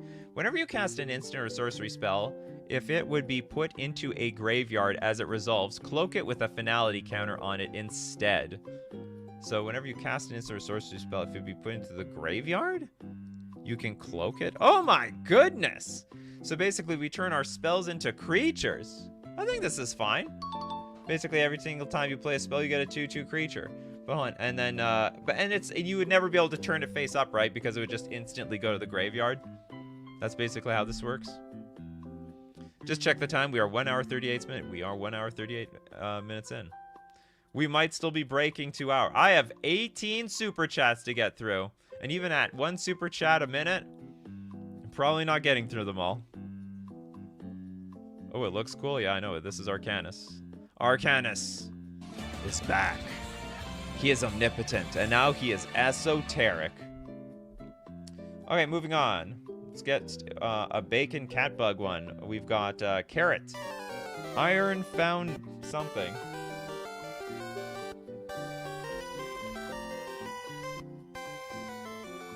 Okay, we got Carrot Iron Founderson. It's a blue-green 2 generic 4/4 human dwarf detective. Partner with Angua von Uberwold. Oh god. Vigilance reach. Whenever Carrot Iron Founderson attacks or blocks, you may collect evidence 3. If you do, create a treasure token, any clue token. I don't know what the partnered creature is, but this so far is totally fine. His dwarfish name is Xad Bat, which roughly translates means head banger. Like he bangs his head. As the dwarfs thought 5 foot a good roof height in the mines, he often banged his head. Oh, okay. Poor guy. Doing. Next up, we've got Gabrielle. Last one. A sort of a twist on Trample. What are you trying to... Oh, don't tell me you're trying to reinvent the wheel here. Ushi Gozen, Lone Warrior.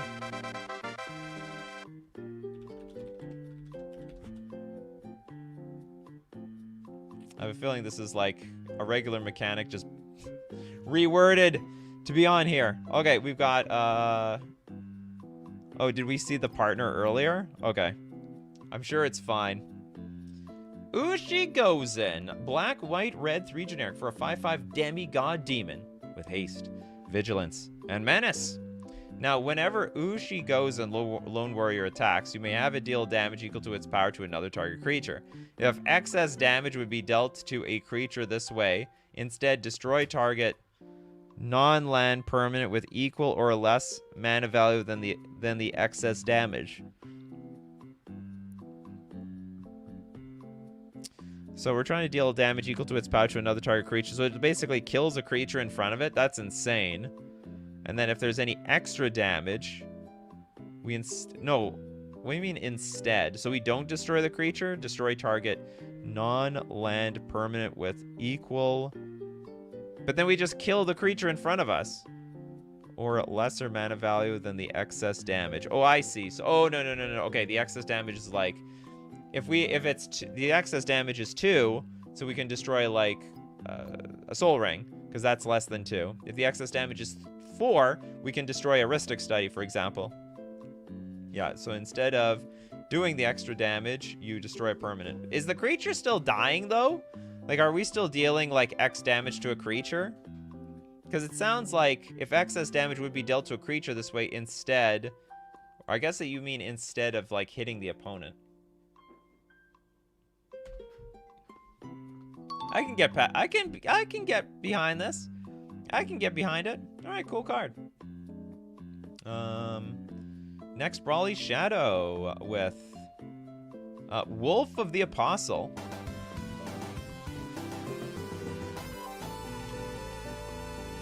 Oh, sorry, Wolf the Apostle. It's Wolf. Wolf is here. White 4 generic 3/3 human detective with lifelink. Whenever Wolf the Apostle attacks, you may have it lose lifelink until end of turn. If you do, put 2 +1/+1 counters on it and untap it. If a spell or ability would cause you to lose life, you lose half that much life instead, rounded down. Alright. Very fair card. Basically, if you hate life drain decks, this card's going to keep your life total nice high and dry. Yeah, only the excess damage is replaced by the destruction. Absolutely. I totally understand that. That's why there's a 15 card limit. Yeah, there's a 15 card limit so that, like, the show ends eventually. Like, the show is getting, like, 2.5 hours before. And, like, I looked at my custom MTG shows, and they were just getting longer and longer and longer and longer. And more of you people would come in with, like, I don't know, 25 or more cards. Weekly show. I'm thinking about, I'm thinking about it.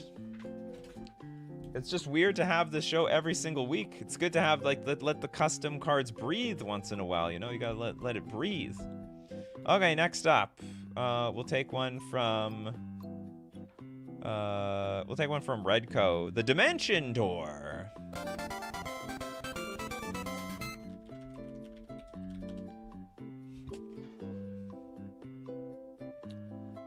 This looks like a real art to Magic the Gathering.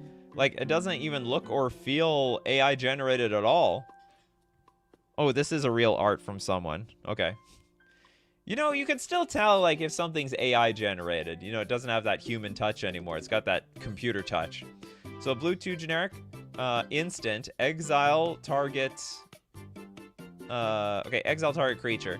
If you controlled it, return it to the battlefield under your control. Otherwise, return it to the battlefield under its owner's control at the beginning of the next end step. Ah. So it's either a blink for a blue for my stuff, or it's a flicker for your stuff. Addendum! If you cast this spell during your main phase, copy it. You may choose new targets for the copy. It's super sick card, actually. Cool. So you can be a double blink spell for your stuff. Yeah, Majra, I would love this to be a weekly show, but I'm biased. People have big wallets for this show. That's all I'm gonna say.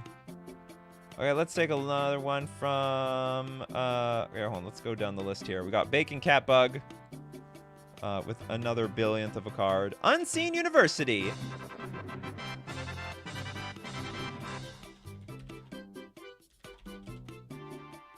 Must be a university with a very poor marketing program. No one knows it exists.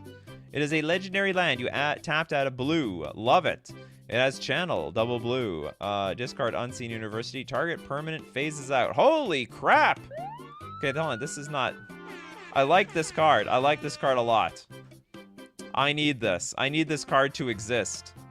Oh, but it's target permanent. Oh my god. This actually could be too strong. It works for me, but it works for their opponents. Like, imagine, okay, I attack your Planeswalker. Unseen University. Many things went on at Unseen University, and regrettably, teaching had to be one of them. The faculty had long ago confronted this fact and had perfected various devices for avoiding it, but this was perfectly all right because, to be fair, so had the students. Okay, well, damn it. I like this card, but I don't know, like, how dangerous this would be to give this to a blue player. Oh, you try to destroy it. You try to exile my One Ring? Well, Unseen University. Oh, you try to get rid of my commander? Unseen University. Try to get rid of my enchantments? Anything? Unseen University. I would run 4 Well, it's a legendary land. I might just run 2. Like, you can get screwed over by having too many of a legendary land. Well, I like it. I don't know if it's too powerful, though. This could be just a little too powerful. Gnomish Goggles. This show is sponsored by Bacon Catbug and Majra. Let's not forget Majra. And Redco. And many others. Brought to you by viewers like you. Alright, we got Majra. Part 6 of the Wastelands.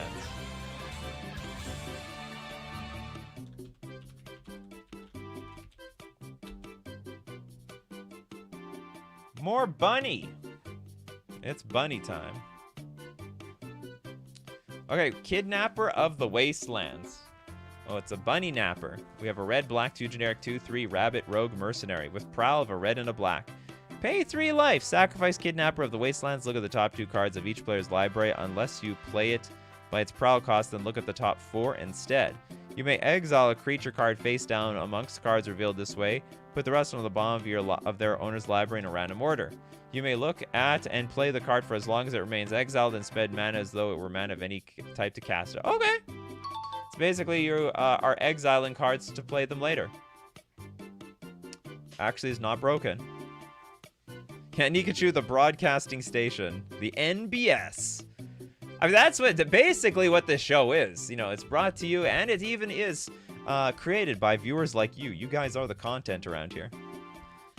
Nikachu, do you still do modern content? I mean, I still play Merfolk at Nikachu Plays MTG, the YouTube channel. There's another YouTube channel for that. Grifter of the Wastelands. We have for 4 mana, 2/2 Rabbit Rogue, Prowl for a white and a red with Ward 1. When Grifter of the Wastelands enters the battlefield, goad a creature until Grifter of the Wastelands leaves the battlefield. Unless it was cast by its Prowl, then goad a target creature for each opponent instead. Tap, pay 2 life, target creature gains +2/+2 and trample until end of turn. If you don't control the target, you and the target's owner create a treasure token, otherwise scry one. What the hell is... What is even going on in this card? How late are you? Well, it's almost 2 hours into the stream, so I would say pretty late. Hey Nikachu, I know it's not related to the show, but why some shows are not being saved on YouTube? It just shows private. Oh, probably like a lot of old news videos that I just don't have public anymore, like really old ones. If you had like the, what's it called, the an old link to them. Okay, what does this card do? Okay, enters the battlefield. We go to creature until Grifter leaves the battlefield, unless it was cast by its Prowl. Like this, it's so wordy. I don't know what's going on here. We can tap, pay 2 life, target creature gets +2/+2 and trample until in turn. If you don't control the target, you and the target's owner create a treasure token, otherwise scry 1.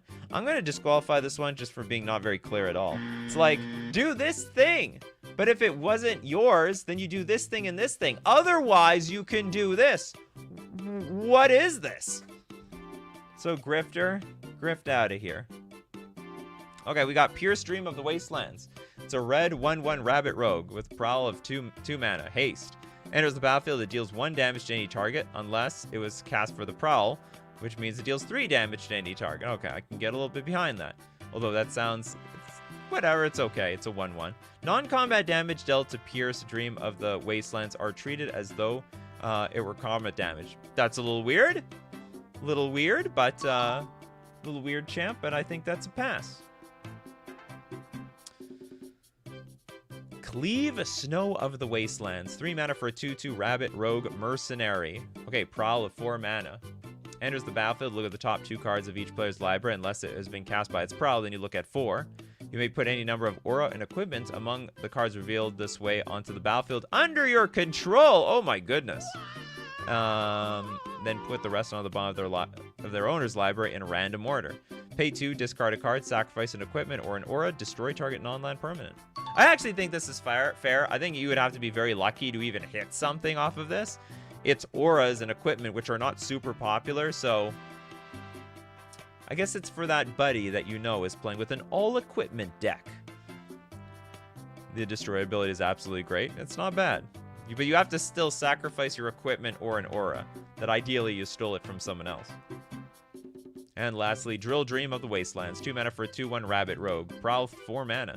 Target opponent discards a card unless Drill Dream of the Wastelands have been cast by its Prowl. Then each opponent discards a card instead. Whenever an opponent discards or sacrifices a creature, each opponent loses 1 life. I will... whenever an opponent discards or sacrifices a card... oh my god, this is like another catastrophe with Wheel of Fortune.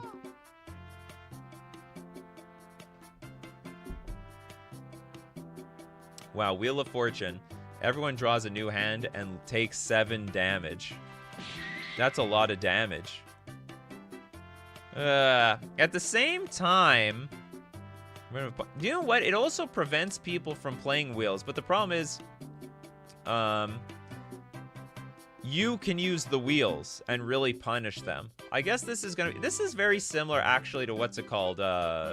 Bowmasters, really, so I guess it's fine. Bowmasters, a danger. It absolutely danger. Okay, next up. Brawly Shadow, a $10 super chat. Thank you very much. Caroline and Justin, Meld Commanders. Last one for me today. We've got a lot of clean cards today. Caroline and Justine, actually, not Justin. Caroline and Justine. How many of these? Are there 3 of them here? Okay, Caroline Twin Warden. It's cute. It's a 2 mana 1/2 Incarnation Advisor. Partner with Justine Twin Warden. Abilities your opponents control that aren't mana abilities cost 1 more to activate. Oh, we're making a stacks deck, are we? We making stacks around here. Okay, abilities your opponents control that aren't mana abilities cost 1 more to activate. And then there's 4 mana if you both own and control Caroline Twin Warden and a creature named Justine Twin Warden. Exile them and meld them into Lavenza Velvet Attendant. Activate only as a sorcery. So first we'll see the other half here. Justine Twin Warden. It's a 1/2.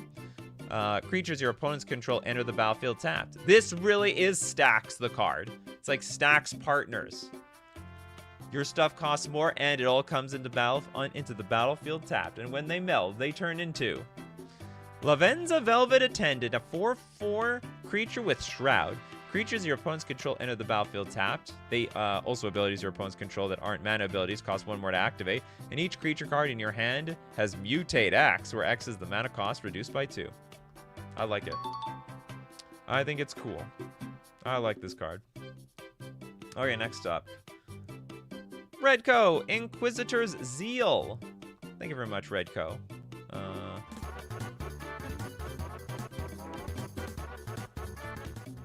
Inquisitor's Zeal. Inquising. Okay, we have a white, 1 generic cleric. It is a typal instant. Choose one. Create a prisoner role token, then attach it to target creature. Or also destroy all the prisoner role. It's an aura enchantment with enchant creature, and enchant creature can't attack or block. Oh! So basically, it's like pacifism. And then we also could destroy all enchanted creatures. Oh my goodness. Also have Entwine. Choose both if you pay the Entwine cost. So for 4 mana, it's just destroy target creature. Excellent.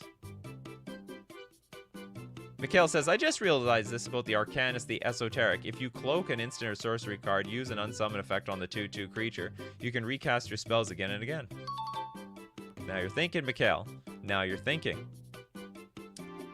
Okay, Surefire Selves MTG, the Umbra Singularity.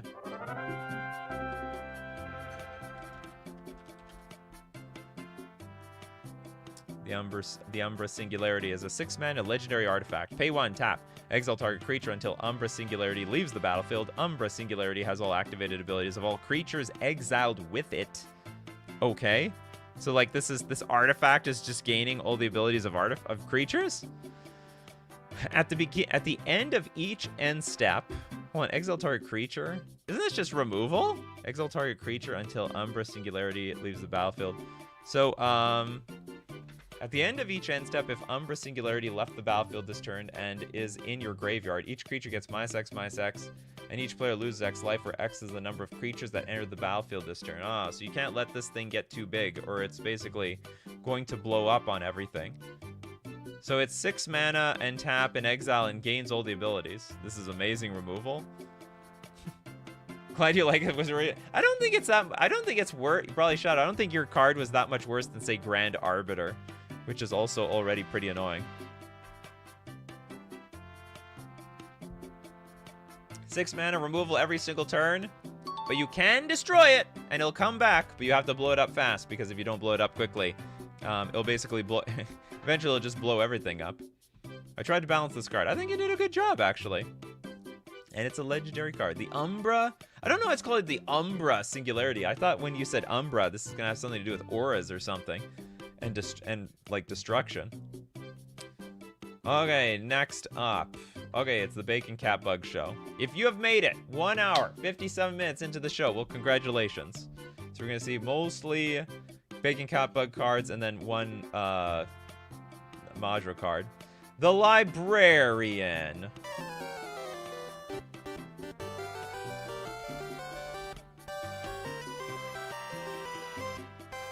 This is not what I think of when I think of a librarian. It is a blue-white-green 3/3 ape wizard. Whenever a player casts a spell, counter that spell unless its controller sacrifices a food or pays X, where X is the number of other spells that were cast before it this turn. So wouldn't the X be like 0? So it's basically, oh, this is only punishing you if you're playing a lot of spells on one turn. The librarian enters, so actually that was worded quite well. When the librarian enters and at the beginning of your end step, create a food token. Okay, cool. So basically, as you make food, you can pay it for your cards. Basically, food decks get a pass. I have no idea why that has anything to do with a librarian, but sure. Yeah, it's somewhat symmetrical, except you get food to sacrifice to your own cards. Okay, Madra's last one for today. We've got the first 2 cards from the Part 7 of the Wastelands.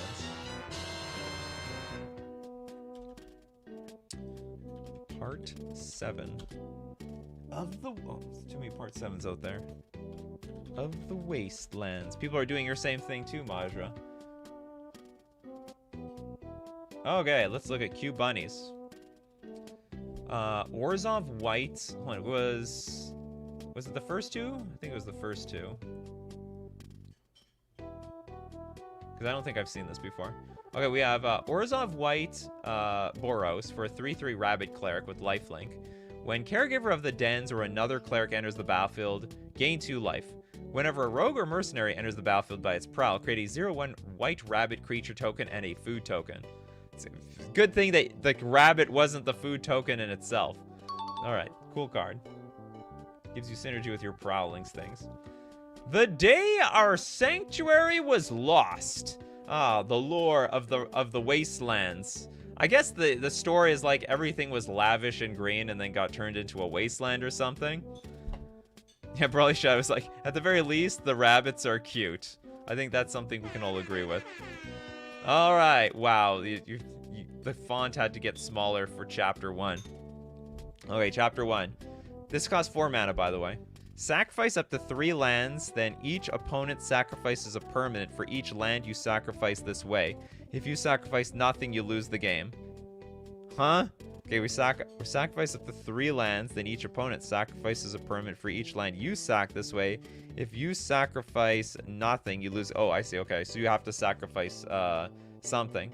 Chapter 2, sacrifice 3 non-land permanents, then each opponent sacrifices 3 permanents. This is insane! This is absolutely insane! You're gonna completely wipe people out off of this. Chapter 3, tap all non-rabbit creatures, then put 2 stun counters on each of them, create 3 land tokens with waste, with tap, add a colorless. This is absolutely nuts. Yeah, we've hit 2 hours. The exact thing I was trying to avoid today. It's another 2-hour show. What? But you know what? If you like the 2-hour shows, let me know in the comments section. Chili Piplup says, this is broken. I completely agree. This is an absolute abomination. This second chapter is insane. Like, if you don't have non-land, sacrifice 3 non-land permanents, then each opponent sacrifices 3 permanents. Why is it that you get to sacrifice non-land permanents, but they have to sacrifice their lands? Imagine you get to chapter 2 and you, like, someone board wiped right before that.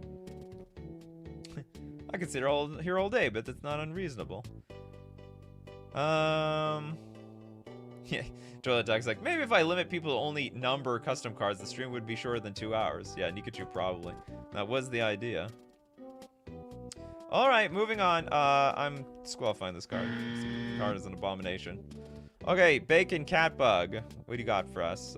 Coin the Sorcerer. Literally a card called Coin. Love the art. Red, red, black, black, blue, blue, 3 generic for an 8/8 human wizard. Whenever you cast a spell, copy it. You may choose new targets for the copy. When Coin the Sorcerer enters, if you cast it from your hand, each instant and sorcery card in your graveyard gains flashback 0 until end of turn. What's the point of that? We just copied it. If you cast it from your each instant and sorcery card in your graveyard gains flashback 0. Okay, this card is broken. Next. Boomer's Wrath.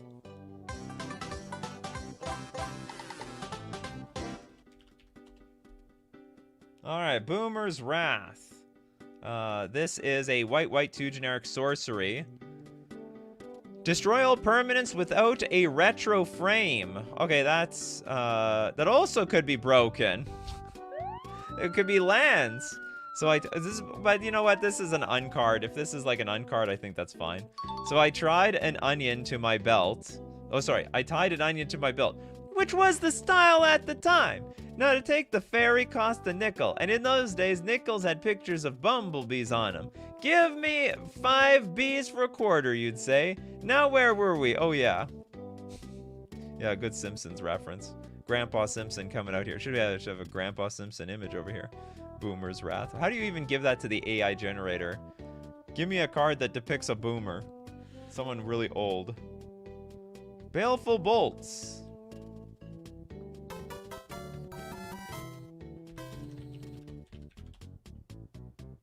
Alright, this is a red hybrid of red or 2 generic. Instant. Deals 3 damage to any target.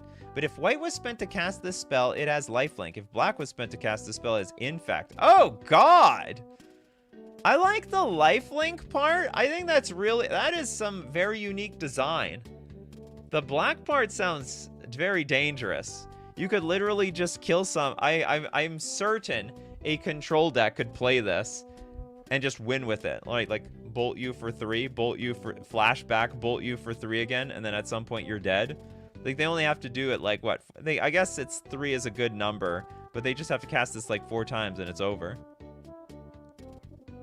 Venom courses through the veins of existence. I like that. I like that flavor text. Interesting card. Maybe broken, but probably is fair. Okay, the next card. Let's bring this back. Priority targets.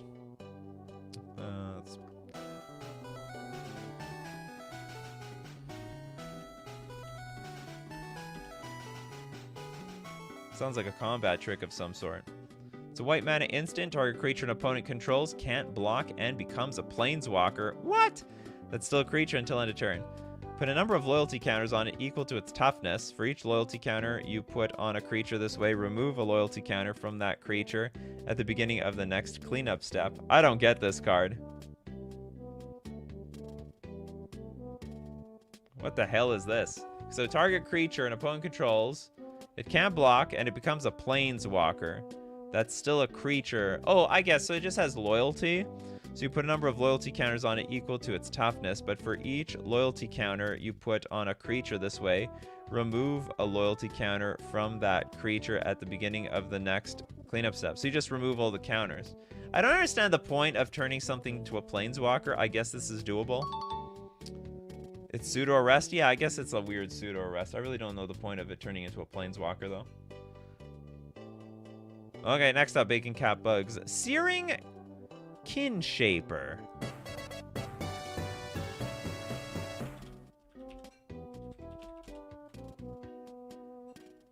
Searing Kinshaper is a red Goblin Shaman. Tap 3 untapped goblins you control. Add triple red. Oh god! And this is the 3rd time today a creature has no power toughness.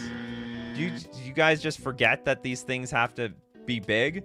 Or did you expect this thing to be invincible? Okay, with each fiery invocation, they channel the collective strength of their goblin kin, weaving their fiery heritage into a torrent of raw, untamed energy. It's probably broken. Like, frankly, I think Heritage Druid is pretty broken. You're giving goblins the ability to just tap 3 untapped goblins to add more red mana. It might even just go broken with something because it's so easy to make goblin tokens.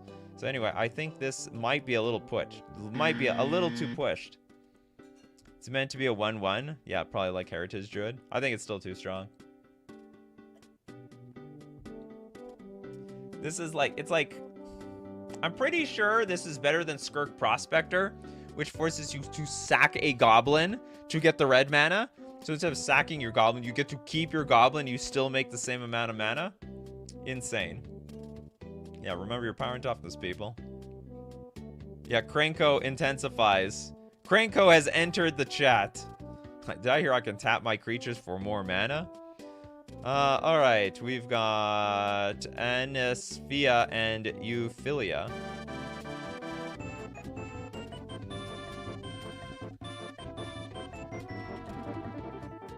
Oh! Waifu Planeswalker. We got for red, black, blue, 1 generic, a 3 loyalty. Gay girls, I think. Artifacts and dragons you control have ward 2. +1, create a blood token, a junk token, and a tap treasure token. -2, you may reveal an artifact or dragon card from your hand. When you do, Anisphia and Euphilia deals damage to target permanent equal to the revealed card's mana value. Interesting. You do shoot something for potentially a lot of damage, but it does go from 3 to 1, so you can't like perpetually do this for forever. You gotta go +1 by next turn. -6, search your hand, graveyard, or library for a dragon card, put onto the battlefield, and if you search your library this way, shuffle. Alright, for the dragon people out there, you've got Anisphia and Euphilia. Too bad Krenko's dead. Oh, it doesn't matter. We can always go back in time. I mean, they could go back in time to a period where Gideon was alive and just make a story out of it. Alright, Gilgamesh. With Get Demigod, Shadowverse. Alright, hold on. Gilgamesh. Gilgamesh. The Demigod. Gilgamesh Demigod is a Jund 4 generic 6/6 Demigod with haste. When enters the battlefield, if you cast it from your hand, destroy up to 2 target creatures. To draw a card for each creature destroyed this way, and then create Enkidu, a legendary 4/4 black and green human beast creature token with ward 1. That is a lot of value, but at the same time, it still costs 7 mana. He feared death no longer, for he understood now that the bonds which truly matter never die. And finally, in Modern Horizons 4 design card. Well, you made a few of them today. Morrow's Land. Did I spell it right? Can I find this card? I have Morrow's Nightmare. Morrow's Land. I can't find this card. Okay, I found it. I don't know why it didn't let me find it, but we found it. We're there. Okay, we've got Morrow's Land, a basic snow land. Tap, add 1 mana of any color. You know what's interesting? You can't fetch this card out. Oh, that's funny. And he's on a big pile of money. Not having a basic land type means it's not strictly better than a basic land. Morrow probably. I like it. You know what? We're moving in this direction at some point anyway. This is probably going to be a card in Modern Horizons like 10 or something like that. And with that, good God, we still go over. I reduced what Bacon, Catbug, and Majra could have in one day, and we still went over 2 hours. What the hell's going on here? You people just love AI. Not AI. You love your custom MTG cards. Okay, if you want to be part of the show, you got to be here 11 o'clock a.m. Central Standard Time. Thanks, everyone, for your support. The people on Patreon, the supporters, on the members on YouTube. And also, thank you very much for supporting the show with Super Chats or also helping other people Super Chat. And thank you to everyone who shows up today with your custom Magic the Gathering cards. You guys are the show. Especially Bacon, Catbug. We got Majra, Broly Shadow, Matt. We got Pull Up, Voldy. We got Mikhail, Steve Cooper, Surefire Selves, Jas, Pedgeman, KP. We got Matt, Alexander, Kondo, because you guys are the show. So as usual, my coffee crew, keep brewing up them coffees, and we'll keep brewing up the magic. Take care of yourselves, and I will see you at the next cup.